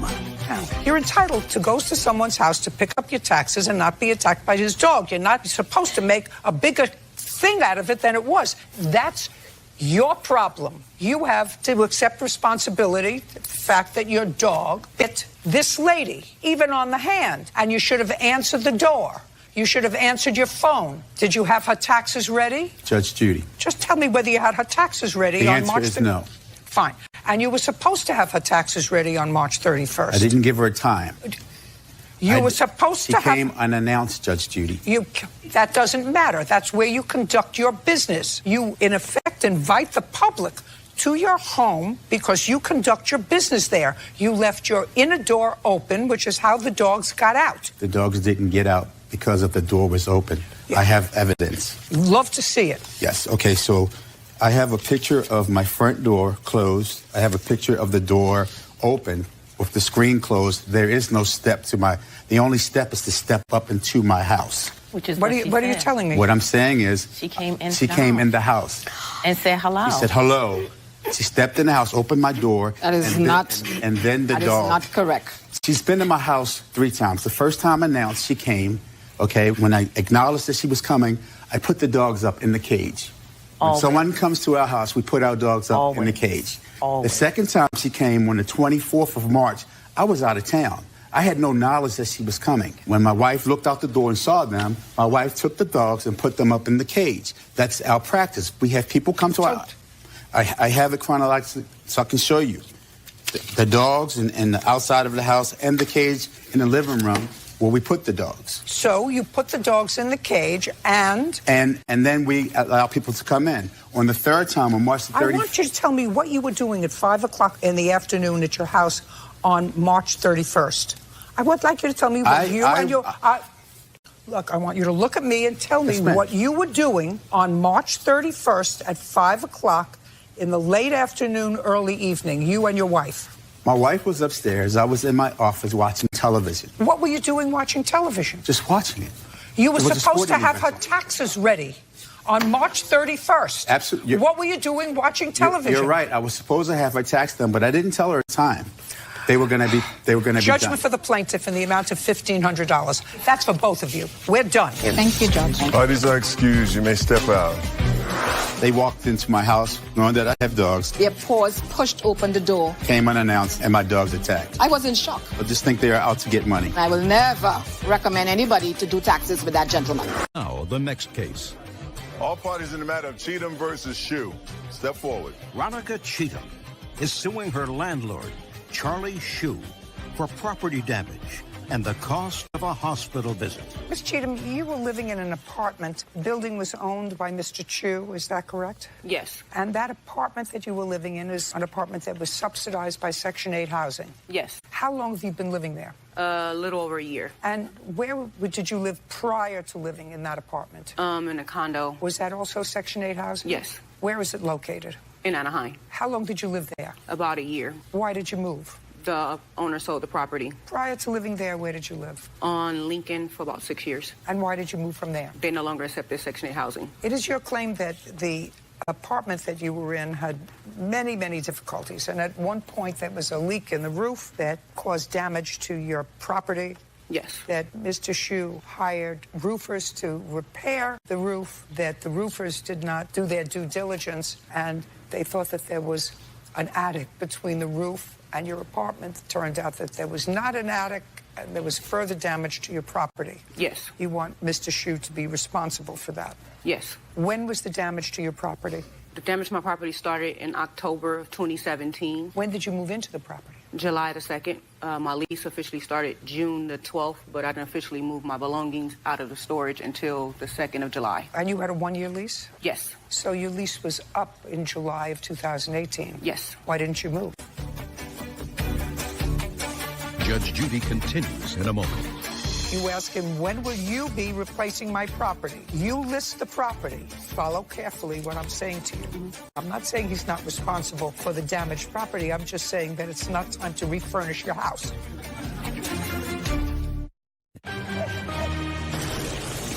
Real cases, real people. Judge Judy. Veronica Cheatham says her landlord, Charlie Chu, is responsible for property damage and injuries to her daughter as the result of his negligence. Okay, so your lease was up in July of 2018? Yes. Why didn't you move? I was looking for a place that accept housing. I found a place and served him my notice to move. When? I served him last month. When are you moving? In the middle of next month, I'll be out. Now, the roofing company who was hired by Mr. Chu. Yes. Did they give you any money for the damage that was caused to your apartment? They gave me $100 for laundry. He said he felt sorry that I was not notified. Don't give me what he said. Yes. What else? That's it. You have photographs of what was damaged? Yes. I'd like to take a look at them.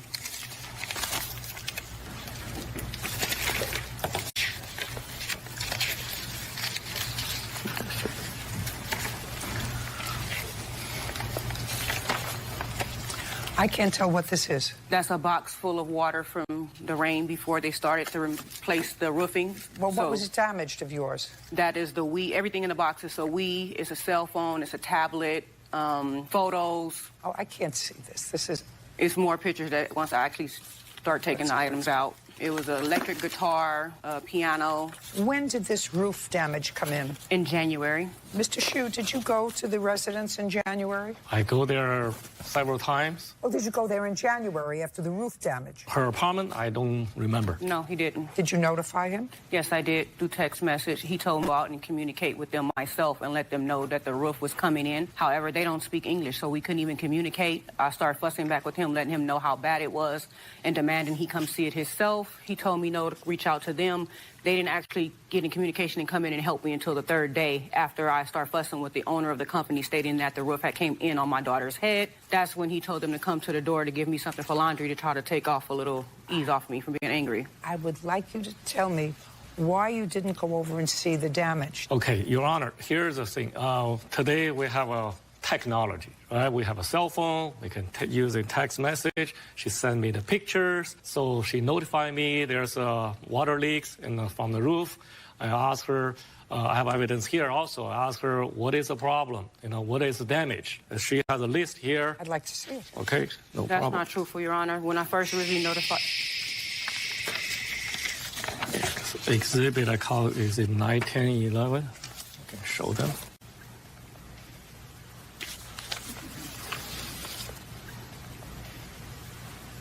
Okay, so this is what you told him was damaged. I'm not sure which one you're looking at because there was so many damages over a period of time. Just a second. The only email about damage that I have, you may have others. And if you have others, I'm more than happy to look at them. But this is what he asked you. You said, when will you be replacing my property? And he said, what is it? I will take a look tomorrow. And you responded with 1, 2, 3, 4, 5 things. A white Wii, a black tablet, a camera, a Paw Patrol piano. I don't know what that is. It's a floor piano. It's with keys that they can, it's like, can dance on and make noise and so forth. It's for kids? Yes. Costs what, $49?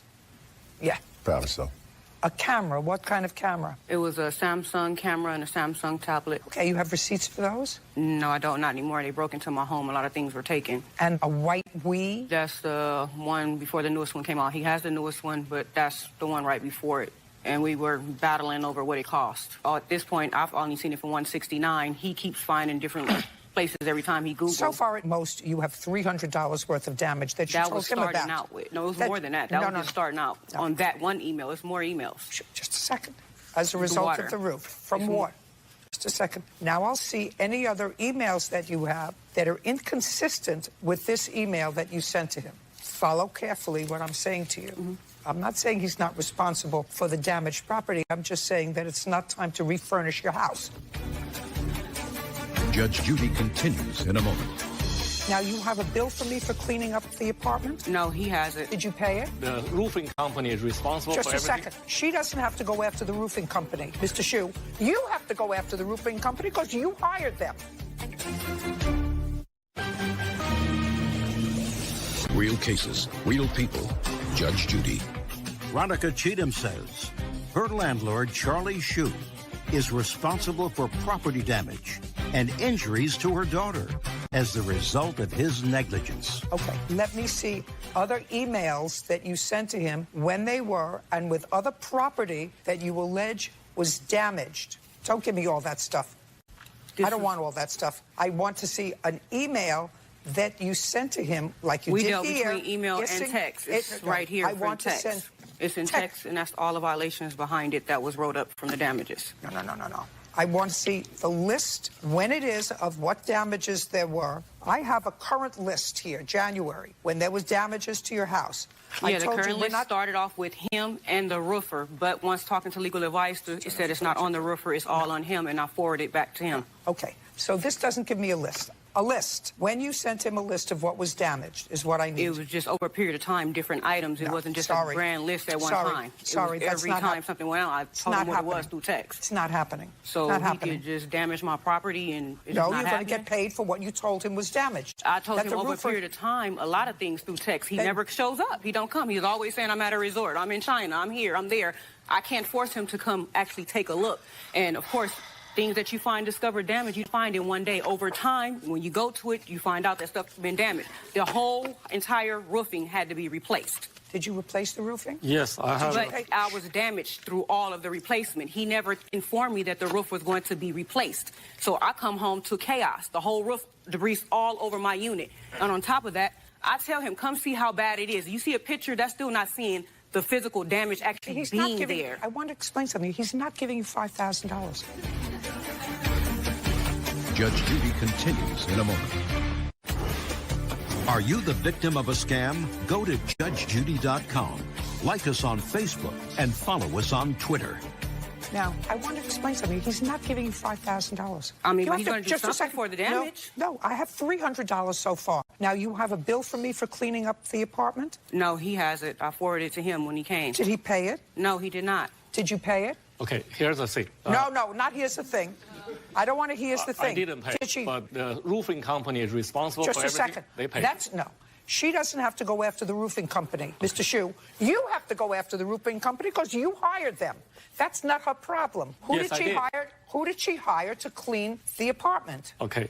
I gave it to you, the evidence. One page, it shows the roofer, they gave them $100 for cleaning, for the laundry. Okay. Only. Also, they sent 2 people helping clean the third day help room. Vacuum. All I want you to do. They did already. No, they didn't.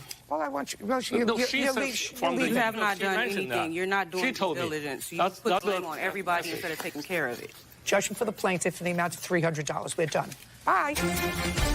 Why is that excused? You may step out. Judge Judy continues in a moment. And on the next Judge Judy. He is a slumlord, and my paperwork proves that. So when they give me a notice, I always get a permit, hire somebody to fix it. I hope this matter makes him do better as a landlord and start doing his due diligence, fixing the property repairs as they come. It's time to move on.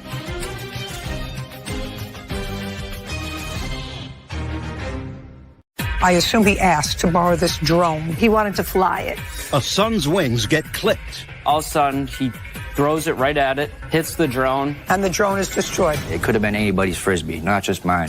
When a flying saucer brings down an aircraft. After the drone had crashed, I giggled, I laughed. The blame was placed on me after that. Knucklehead over here. The knucklehead brought out the drone. Judge Judy.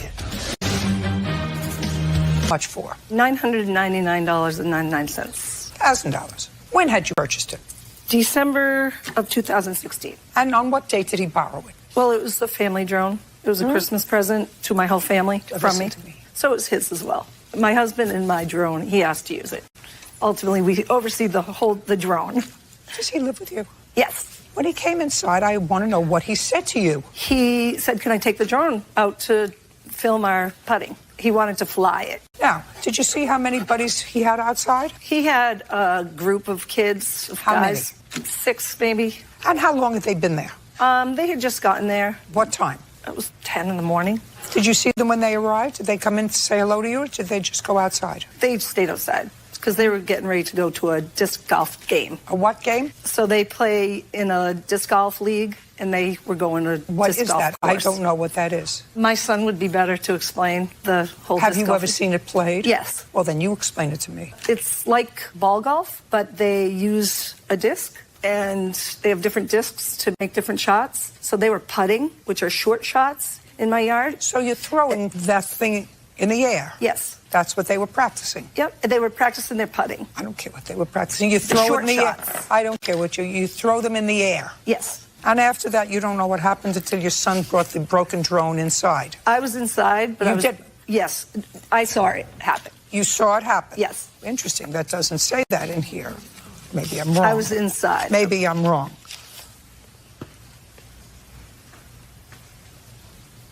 Your complaint doesn't say that you saw it happen. Your complaint says Casey came inside, picked up the drone, he came inside and apologized profusely, telling me what had happened. And then you go on to say that Anthony took responsibility for what happened. Nowhere in here did you say you saw it happen. You said your son told you what happened when he brought in the broken drone. I was watching them throw from the window. Oh, well, that's interesting. That I would have put in the complaint. You're right, Your Honor. Of course I'm right. Now you can sit down. Okay. Let me hear. So we were all getting ready to go play disc golf. All my friends came over. We were all putting, short putts, 30 feet max, really. I had a drone, so I'm like, hey, let me... No, you went inside. You went got inside, the drone. got the drone. What were you going to use the drone for? I was going to film us putting into the basket. So I brought it outside, I set it up, flew it. It was hovering about 15 feet in the air above the ground. All my friends, everyone loved it. They were throwing... Don't tell me what they loved. They that calls for the operation of their minds together. They were all throwing the disc 30 feet, and the drone was 15 feet in the air. Yes, and they were throwing their discs at, we have a basket, so it looks like this metal thing with chains hanging. And from 20 feet, it's very easy to throw it level. Don't tell me what it's easy. Just tell me what happened. So all my friends are throwing the discs in the basket. I'm watching from my remote on the monitor, and I'm aiming right at Anthony, and I see him look up at the drone like he's getting ready, like he's aiming right at it. And I'm like, he's not going to throw it at it. All of a sudden, he just throws it right at it with a disc very similar to this, hits the drone. And the drone is destroyed.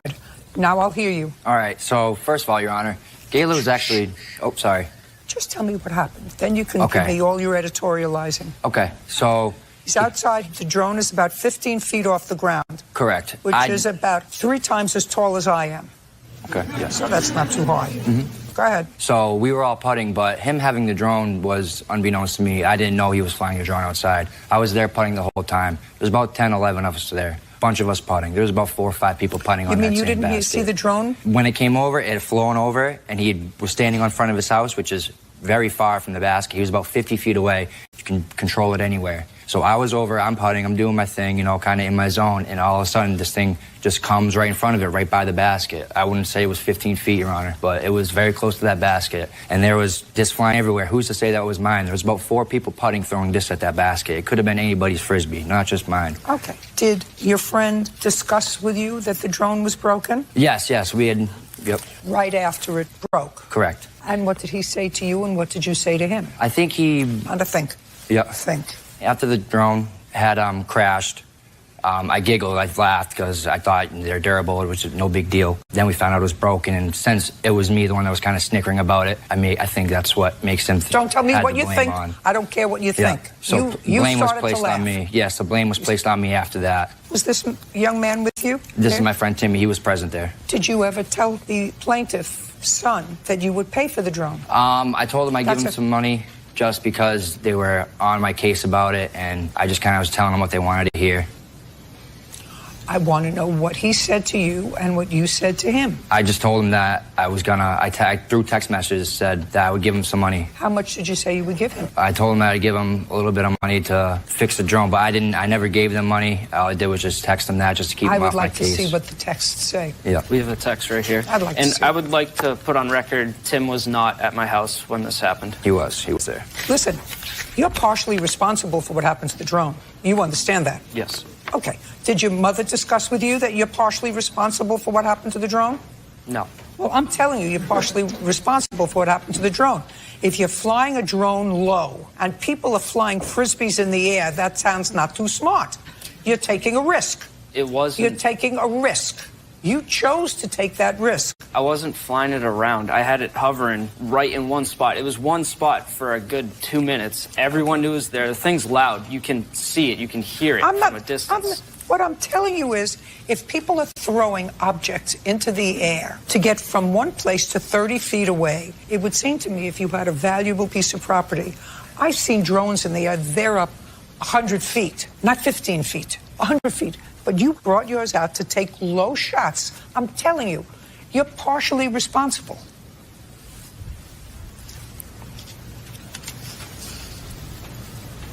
I also have a picture of the basket that we were all throwing at. Good. Well, there was an indication that you would pay for it, that it was a slow time, that you would work another job, that you took some responsibility. I'm telling you, I think that he is partially responsible for bringing out the machine and using it in the circumstance where it could get hit. But if I would have to apportion responsibility, I would apportion 75% to you and 25% to him. How much is a new drone? About $1,000. Well, this one you bought 2 years ago, almost 3, right? Yes. By the way, did it take any film that you had? I was not recording at the time. You were not recording. What were you doing? I was getting ready to find the perfect angle to start recording because I just brought it out, and before we really started recording. You just told me it was hovering in the same spot for at least 2 minutes. It was, and I was just watching because I was so infatuated by just how cool this view is from all my friends throwing their discs in. And then Knucklehead over here. Don't call him the knucklehead. The knucklehead brought out the drone. But he, the knucklehead brought out right the drone. Now, it is not my sense that the defendant, who was a friend of yours and on your league, did anything consciously with... Put your hand down. If I believed your statement, then I would let you talk. Do you understand? Yes, Your Honor. Great. On the video, he was looking right at the drone. Just a second. I don't know that. I don't see a video. Okay. So I don't know what he was looking at. If you had the video on, then I would have seen it. Do you understand? Yes. Judgment for the plaintiff in the amount of $750. We're finished. Thank you. Thank you, Your Honor. Thank you. Parties are excused. You may step out. Defendant, the plaintiff, I'm sorry, was very upset about it. It was him. He broke it. Almost in tears, so I just felt like... He told me he'll take full responsibility. I needed to do something to make him feel better, and he said he would pay for the whole drone. You know, help everybody out in that situation. I hope we can move past it and... Maybe after some time we can get past it and move on. Rip it up on the disc golf course. And now, the next case. All parties in the matter of Dowdell versus Rogers. Step forward. Shannon Dowdell is suing fashion designer Gayla Rogers for a refund of her fee to make a wedding dress and punitive damages. Ms. Dowdell, you were getting married and someone referred you to the defendant to make your wedding dress. Yes. She did, in fact, make a wedding dress for you. You were not satisfied with it. Not only do you want your money back, but you want the money that you spent on a new wedding dress and all kinds of money for emotional distress. Yes. Ms. Rogers has a silly counterclaim. Her counterclaim says that she spent many more hours than she originally thought she was going to spend because she wants to be compensated for that. Is that your counterclaim? Yes. All right. Nonsense. How much did you originally quote the plaintiff to make her wedding dress? $350. And she would purchase the material? Correct. Is that correct? That is correct. When was the wedding? June 24th, 2018. Did you get married? I did. And did you have a good time? I had an absolutely fabulous time. And you did not wear the dress that the defendant made for you? I did not. And you paid her the $350? I actually paid her $365 total. And you ended up buying a new dress because you didn't like the way this dress came out? Completely hideous. Just a second. You Yes. didn't like the way... Correct. And you bought a new dress, and how much did you spend on the new dress? $1,500. There's a big difference between a $1,500 dress and a $300 dress. Well, she came to me very highly recommended, but... I don't care yes. whether she came to you highly recommended. I don't care if she was the Pope. There's a big difference between a $300 dress and a $1,500 dress. You go to an entirely different floor in the department store for a $300 dress and for a $1,500 dress. Well, it was based off what her skill set was supposed to be, so it wasn't supposed to look like a $300 dress. It was because somebody referred me to her. You wanted a $1,500 dress for $300. No, so the person That's in effect what you're saying to me, Ms. Dowdell. What you ultimately chose was not another $300 dress. Right. You ultimately chose a $1,500 dress that well, made that you was because happy. it was last minute. I mean, I had no choice. It was a month before my wedding. You always have choice. You know what I could do in a month? I can't tell you what I could do in a month. Judge Judy continues in a moment. The contract is considered closed upon the payment of the balance due. Did you pay the payment, the last payment? Yeah, forcibly, yes. I don't care, No, forcibly. I didn't force Nobody held you down. You paid it.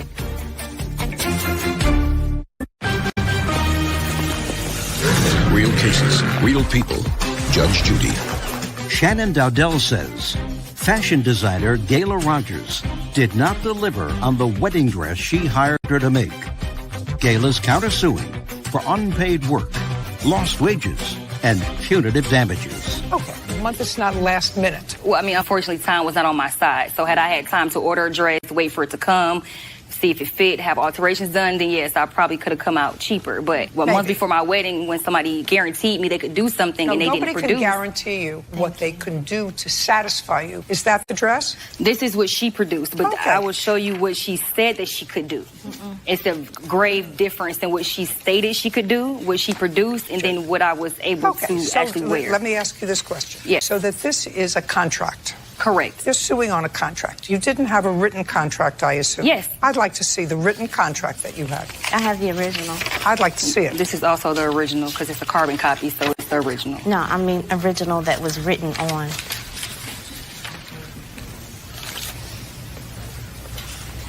She has your measurements here. Correct. 8 lace appliques. Right.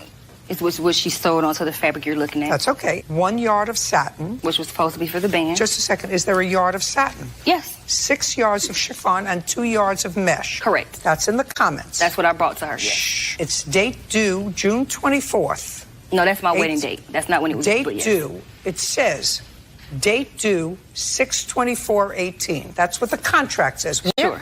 Dealing. Now you have a contract. Correct. This is the contract, which is what we're here on. The price is $350. The deposit is $175. Correct. The contract says the items are sold without any guarantees. You can read it. You can read your copy along with me.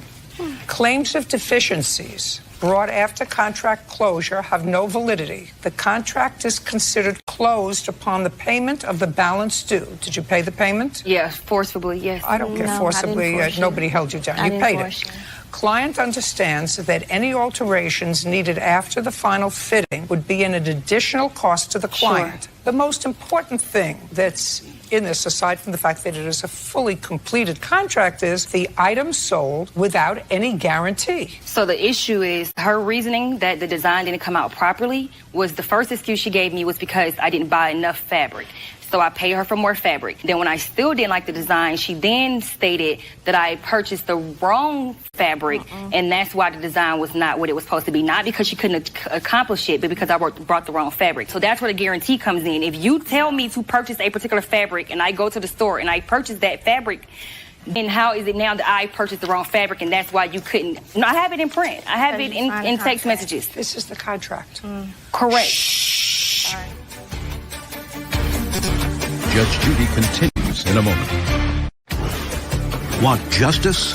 Go to judgejudy.com. Like us on Facebook and follow us on Twitter. You didn't like the end result. It's a wedding dress. But it's nothing, Judge, could you please hold this up? If you look at this, it's nothing like it. I mean, literally, the fabric, if you look at this, it's thin. If you take a look at the picture that I gave her that she said that she could do with no problems, and then you look at this, it's nothing alike. This is thin. You could, like, literally, my butt would have been showing through this if I wore this to my wedding. This looks nothing like the picture she said in text messages that she could achieve. Listen to me carefully. This is your contract. It says cross-body bodysuit. And I was even reasonable. Since she did the bodysuit. That's the cross-body bodysuit. I was trying to be reasonable. I said, you can give me half my money back because I would still use your bodysuit. So she left me with no choice a month before my wedding to scramble to have to borrow money to go and buy another dress. Anything else? Anything else? The counterclaim is for the extra work I did. When she first came, yes. Exactly. Did you just a second. Okay. Did you send her a bill for the extra work? No. We're done. Case is dismissed. You have a contract. You fulfilled the contract. You bought a dress that cost 5 times as much. We're done. We're finished. Parties are excused. You may step out. Judge Judy continues in a moment. And on the next Judge Judy. She pretended she could do it and she didn't deliver. She wanted VIP treatment for a beer budget. She's a scam and she cannot do the work. She shouldn't have paid the balance if she didn't like it. She misrepresented herself and she's a low budget designer. Be careful who you deal with. You can't satisfy everyone.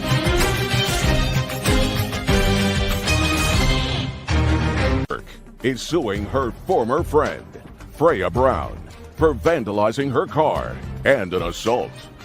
Court come to order. All rise. Have a seat, please. Hello, Judge. Case 2186, Burke versus Brown. Thank you.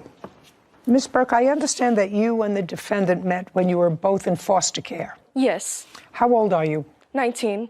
And how old were you, if I can ask you these questions, if you're uncomfortable, please let me know. How old were you when you went into foster care? 16, I believe. Were you originally placed in group homes? Yes, and through Orangewood Foundation, as well as transitional housing programs. When did you start transitional housing from group homes? I started that when I was 17. That was in 2021, where I was roommates with Freya, and we lived there. Okay, and could you describe the facility where you were living? We were living in Tustin, an apartment complex where they rent out the rooms and they have foster kids go in there and then they pay, well, they don't pay rent, but it's a transitional program to move up to the extended foster care transitional housing program for after you're 18. So it's better to be placed into this one so it helps foundation towards the next one. Towards total independence? Yes. And how long did you stay in that facility? Until when? Like a few months after I turned 18, I got into the Costa Mesa transitional housing. Okay. From Costa Mesa, do you go into any other facility through the foster care system, or are you then supposed to get a job and get on your own 2 feet? So this program, the independent living program, it's really hard for foster kids to get into. You have to be set up with all the requirements. And so... What kind of requirements? Are there academic requirements? Yeah, academic requirements, working,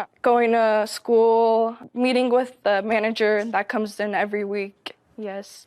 Were you going to school? Yes. What school were you going to? Golden West College. Are you still going to school? Yes, I currently am taking a break from this semester, but I'm still going to continue it. Are you working? Yes. And you're living on your own? I'm renting a room out in Irvine with 2 different roommates. And Miss Brown, what about you? How long have you been in the foster care system, and how old are you now? I've been in the foster care system since I was 13 years old. Right now, I live in a rented room in a house also in Irvine. Tell me what you're doing.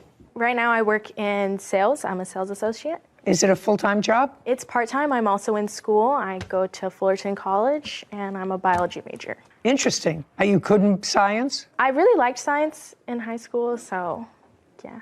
Well, you seem like 2 absolutely delightful ladies. I don't know why you got into this kerfuffle, but each one of you claim that you were assaulted by the other. You claim that Miss Brown caused vandalism to your car. Miss Brown says that you had her falsely arrested after this altercation, which seems to be an unhappy event over a guy. Over a guy. I mean, they're necessary evils, but over a guy. So 2 lovely girls who probably weathered a lot of storms in your life to keep together that most 15, 16-year-olds don't have to do. How could 2 nice girls get into a kerfuffle over a guy? I have no idea. Go. Okay, so on September 2nd, near 10 p.m., I was cooking us dinner, and Freya's sitting at the counter, and then while I'm cooking dinner, I get a call from my ex, and he's just... From your ex-boyfriend, not ex-husband? Oh, yes. From your ex-boyfriend? Yes. Okay. And his name is, what's his first name? I would prefer... Let's call him Cat. Cat, yeah. So you get a call from Cat. Do you know Cat? Personally, no, I do not know him. Have you ever met him? No, I have not. Okay. So now you get a call from Cat. And how long has he been your ex-boyfriend? Well, we just had a situationship, like it was just off and on, but he just called me and I just had him on the phone as speaker and... So you had him on speakerphone, you're cooking her dinner, she's sitting at the counter. Yeah, and he starts making flirtatious comments like saying if I had any cute friends near around, and I know it doesn't sound right, but... It doesn't sound good, Miss Burke. Sorry, but regardless, then So Freya... what was he... I want to know what he was saying. Well, you have to tell me, because she probably remembers what he was saying. I do. So if you don't remember, I'll ask her. What did he say? He asked in general if I had any cute friends near me or any around. Just saying if there was any cute friends near me. So that he... That's not what happened. Okay, so your ex-boyfriend calls you and asks you if you have any cute friends around. Yes. And you didn't just hang up on him. Well, yes. I told him, I said that I can't, see him tonight and that he shouldn't be saying that. But the call ended because he had to go because he had to go back to work. So it ended quick. Wait just a second. He must have said something that annoyed her. That was it. He just asked What did he say? Okay. You don't remember. What did he say? He called her. They were talking for a minute. And then she was saying, oh, I miss you, this and that. And he was like, can I come over? At which point she told him, oh, I'm with my 2 friends. And he was like, oh, what do they look like? Are they cute? How old are they? Which I thought was disrespectful to me and also disrespectful to her. I was trying to be a good friend. I informed her of it. And No. So he was acting like a guy. Yeah. Yes. Think before you talk. There's no filter here.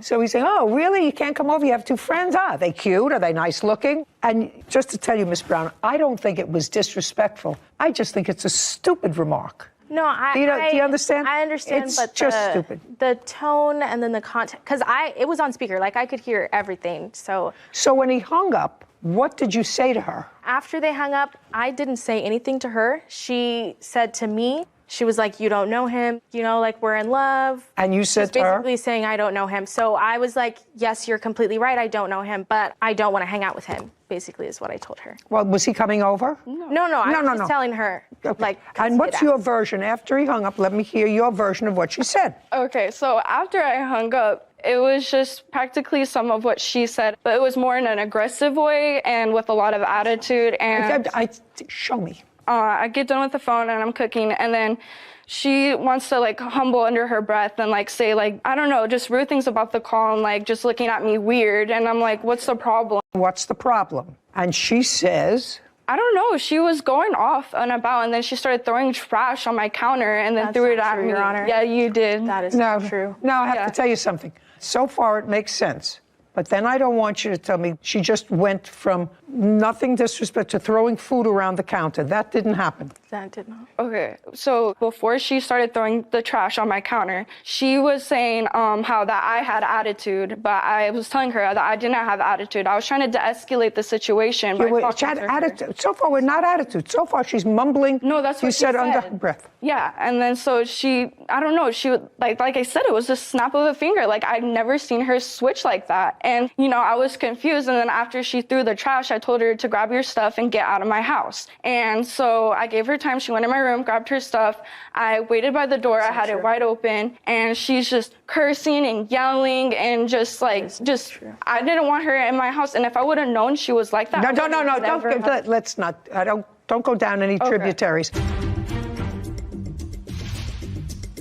When you got out to the car, she had a brick in her hand. Was there any damage to the car? Yes, I have photos, proof to the left driver's side, and there's a video as well of the neighbor's Ring camera showing her vandalizing my car. Okay, I'll see the video. Autumn Burke claims her former friend, Freya Brown, owes for vandalism and an assault. Freya is countersuing for an assault and filing a false police report. There's a piece that I'm missing from this story, but let's say they're following your timeline. It probably makes sense as you got into an argument. You said to her, you know, he's really not that way. He's really a nice guy, and I love him. And she said, well, somebody who really loves you doesn't say, I want to come over and hang out with your two good-looking friends. That could escalate into something that's angry. Your Honor. Well, the thing is, when she did mention those things, they weren't calm as you expressed. Yes. They weren't. They were very aggressive. They could have been aggressive, but that's... Been that way at all. Listen, I'm not saying I agree with you or not, but I'm saying that common sense dictates to me that if you're on the phone with somebody that you still like, and that you're an on-again, off-again, and you can't come over today because I have two friends here. Oh, really? You have two friends? Maybe I'll come over and hang out with your two friends. She found that disrespectful. I actually find it disrespectful to you and disrespectful to him. You really have nothing to do with it, Miss Brown. Somebody else was being a schlemiel. No, I mean, I wasn't saying like... Okay. Yeah. All right, so now you tell her to get out, open her things. She's out the door, and? Well, no, she's not out the door yet. So then I have the door wide open. She comes, and then we're still, like, argumenting, and I'm trying to get her out of my house. She pushes me, and then I go back into... Yes, it is. I go back into the door, and then she starts hitting on my arm, like, hitting me, so I'm, like, defending back, and it was just crazy. Like, I didn't realize I had the door wide open for her to get out, like, peacefully. And okay, so that she didn't pushes happen. you, she puts her hands on you, you put your hands on her, pushing. And up until that point, there's a lot of maybe pushing, touching the arms, touching the hand, but nobody is injured. Is that a fair statement, standing at the door? Well, I got assaulted because I have the pictures to show that my nail came off. No, I'm asking you a question. Yes. Up until that time, did your nail come off during that time? Yes. Was it a real nail or a fake nail? Both of my nails came off. Like, it was on the same finger, you had a fake nail over your real nail. And it both ripped off. Okay, I'll take a look.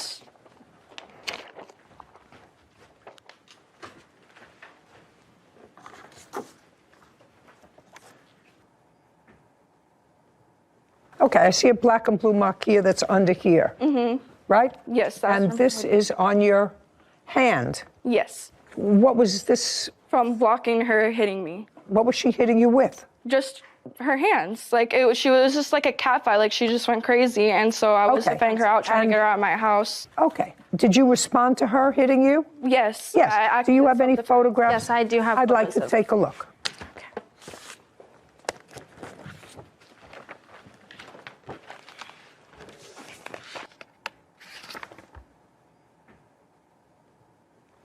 Mm-hmm. And a little bruise on this part of your hand. Is that what it is? Yes, on my wrist. And then there's a bruise on, is it this part of your elbow? My elbow, yes. Okay, so now you're arguing with each other. You both get banged up a little bit. Now she's outside. Yes. And what did you do? You finally got her out the front door. So after a few minutes, she called me and said, "Warning, I'm at your car." So when I heard that, I called the cops immediately, and I asked them to come down because I think she's going to be vandalizing my car or God knows what. And then so when that happened, me and my witness, Jasmine, we walked down out of my house because I wanted to go see, like, if my car, like, what was going on. And so as I'm walking out, my car's parked over here. Freya's over here. And so when I'm walking out, then I meet her right here, and she has a brick in her hand. And yeah, she had a brick in her hand the whole time until the cops came, and then they arrested her, and they asked me if I wanted to file for assault and vandalization, and I said yes. Okay, and when you got out to the car, she had a brick in her hand. Was there any damage to the car? Yes, I have photos, proof to the left driver's side, and there's a video as well of the neighbor's Ring camera showing her vandalizing my car. Yeah. Oh, Let me see the damage, and then I'll see the video. Thank you.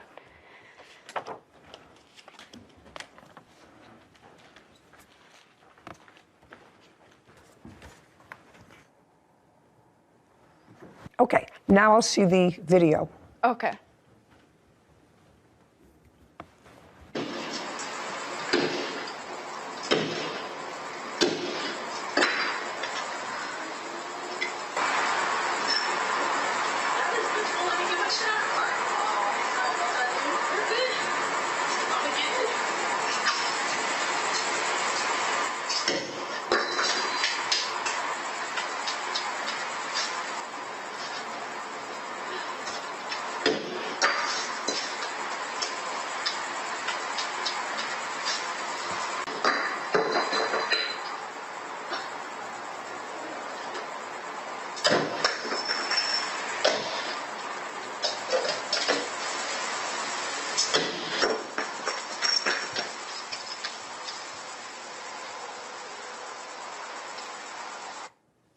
Okie dokie. That's where you were arrested, Miss Brown? Yes. Have you ever seen that video before? I have not. You have not? No. Okay. Can I see the estimates to the damage Yes, to your ma'am. car?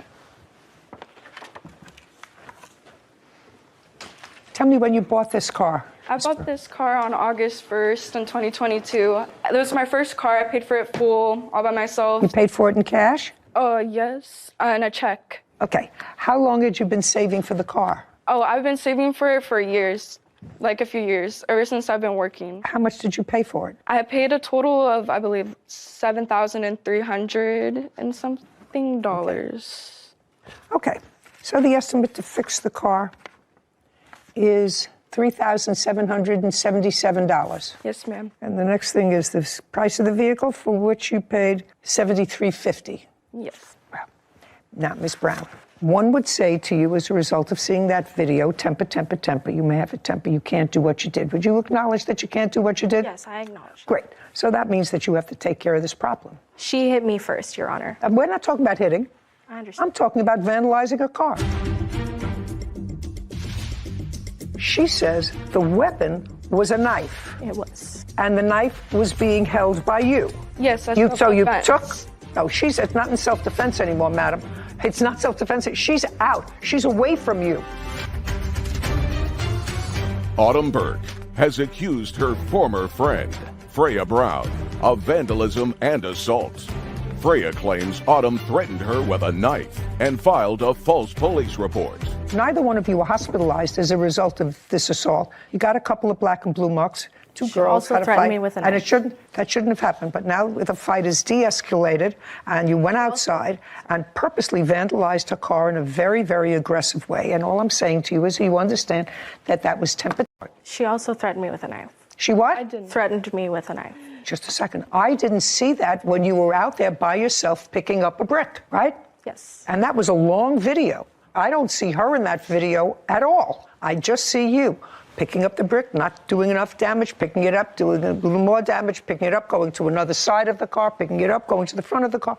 I don't see her there threatening you. She didn't threaten me at that point. Right. Clearly, when you left the house, that ugly confrontation had been de-escalated. It had not actually. Of course it was, because you were out there by yourself. You could have gone. And if it was an ugly confrontation, you go to the police station and you say, I left my license in my friend's car. We had a fight. Could you come back with me on a standby and get my license instead of using a brick to bash in her car? My circumstances were different from Autumn's. I would like to inform you of that. What were your different circumstances? Well, I was supposed to be moving in 3 days, which Autumn was aware of. So had I called the police and been like, oh, I need this help, then I would have jeopardized my housing. Oh, no, that's not true. Sorry about that, Miss Brown. If you called the police and merely said to them, I don't want to have an argument with her, that would not have jeopardized your getting into housing. Having this fight and vandalizing her car, that could prevent you from getting into housing. What got me kicked out. I'm just telling you, calling the police, not an issue.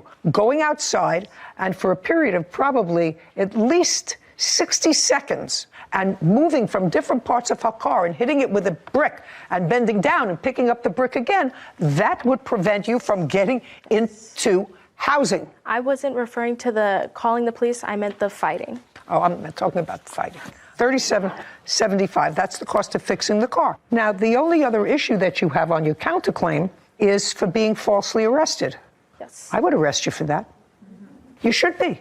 Listen, if I came out of my house and found somebody bashing my property, I don't care if we had a long-standing feud. Well, I have a long-standing feud with her. We had an progression of having an altercation with an old friend, going out and vandalizing her car. So your countersuit for being falsely arrested is dismissed. Judgment for the plaintiff in the amount of $3,775. Your Honor, I'm going to be rightfully for losing my housing during that process because of that incident, because of the transitional housing program I was in. I got kicked out of it, and so I had 30 days. So I believe I should be getting for that as well, because Where's the head of the Department of Social Services to testify before me that the reason you lost your housing, if in fact you did lose your housing, was because of this vandalism? You have a witness here to tell me that? I have the 30 days notice, if that counts. May? Yes. I'll take a look. Oh, here it is.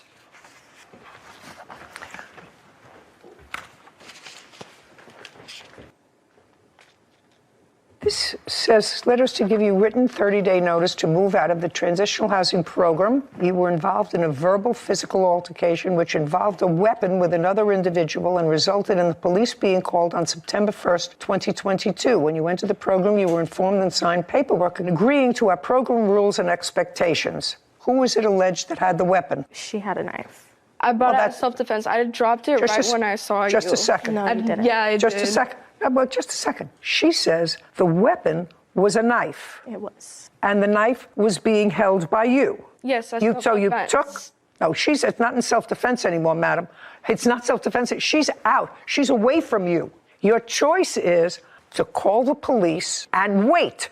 Your choice is not to pick up a knife, because so far this altercation has been a lot of tussling between girls that shouldn't have happened, but so far nothing involved a weapon. So you went outside with a knife, and according to the rules, you can't do that. And that was the reason that you lost your housing, because there's no other reason. It said it involved a weapon, and they listed the rules: drugs, alcohol, assault, danger, making threats. Well, you have a knife, that's threats, whatever. 3775, fix your car. You're not allowed to do that to her car. That's a hissy fit. Figure out how to do it. Goodbye. This court is adjourned. Well, I was in shock. I was like, wow, over no reason, over my ex calling me, come on, we're adults now. I'm gonna move on with my life and just go up from here and not down here, where other people like to take me down to their level. I'm super thankful to have her handle my case today. She is a queen. You know what I was really impressed with both of those girls, Sarah? I know the foster care system, usually wherever it is, can be a brutal system to negotiate. And these two young women, at least on the surface, appear to have negotiated it in an orderly, reasonable way. I mean, she's living on her own. She evidently worked for a very long time because she saved up and bought her own car. That's a lot of response. That's a big deal. And to even be able to figure out the system, which even as lawyers, sometimes we have a difficult time navigating things in the foster care system, to figure out this transitional program that better sets you up for the next step, that sets you up better for the next step. I respected that she took the time to figure out both best of them. Both. Actually, both. Their best possible options for navigating the system that they were placed in. Both working. Yes. Both going to school to try to get themselves into a better circumstance. The defendant certainly is a biology major, which is fascinating Not to our me. thing. Not our thing. Great for her. But clearly, bright young women who made it to a place at age 19 that's really terrific. Yeah. And supportive of each other, because one had a license, one didn't, so they were supporting each other. All very lovely. And get into a kerfuffle over nothing. It shows just how fast all that work and all that preparation for the next step and for the housing can just crumble. Can just unravel. Really sad. That's sad. But they seem like two nice young women, and I think that they have both of them have a shot. Yeah, to make it back on track, and I hope they do. Barone is suing her ex-boyfriend, Asael Arteaga, for a loan. Court come to order. All rise. Have a seat, please. Hello, Judge. Case number 2060, Barone versus Arteaga. Thank you. You're welcome. Ms. Barone, case is not a very difficult one. You met Mr. Arteaga? Arteaga. Take your hands out of your pockets. At a bar? Yes. When? Back in June of 2021. Did you ever live together? No. You always maintained your own residence and he his? Yes, the apartment I owned was always underneath my name. But he never lived there? No. Yes. In what month and year did you buy a car? I ordered a Tesla back in, if I'm not mistaken, May. And May of what year? May of 2021. Was it a new car? Yes. Give me a rough number. How much was it? Out the door, $72,000. And what color did you order? Black. The $72,000 car in black. And because of whatever strange reason, you wanted the car wrapped. Now, I think most people know what that means, and I think I know what that means. That means you take a perfectly good car and you put a different finish on it. Is that what it means? Yes. You buy a car that has a nice shiny finish and looks clean, and then you put something on it that, I don't know, looks like it's been sitting out under a volcano. I guess you could say that. What? I guess you could. That cost money. It cost an additional, I think, according to the papers that I read, $3,800. No, it's $3,950. How much? $3,950. And you had some of that money, but you gave him, transferred to him, $1,800 on your credit card. Yeah, so it was an agreement made between... No, I didn't ask you. Wrap on his car. I made the payment for him. You made the payment for him on a credit card? Yes. And according to you, your arrangement was that he would pay you back monthly $100. Correct. You don't dispute that. She offered. Yeah, she offered. And you did, in fact, on 3 separate months, pay her back $100. Yes. And that means that in your view, it was a loan. Well, it was more of a gift. Well, then why would you pay her back $100 a month, Mr. Arteaga? Because our finances are much.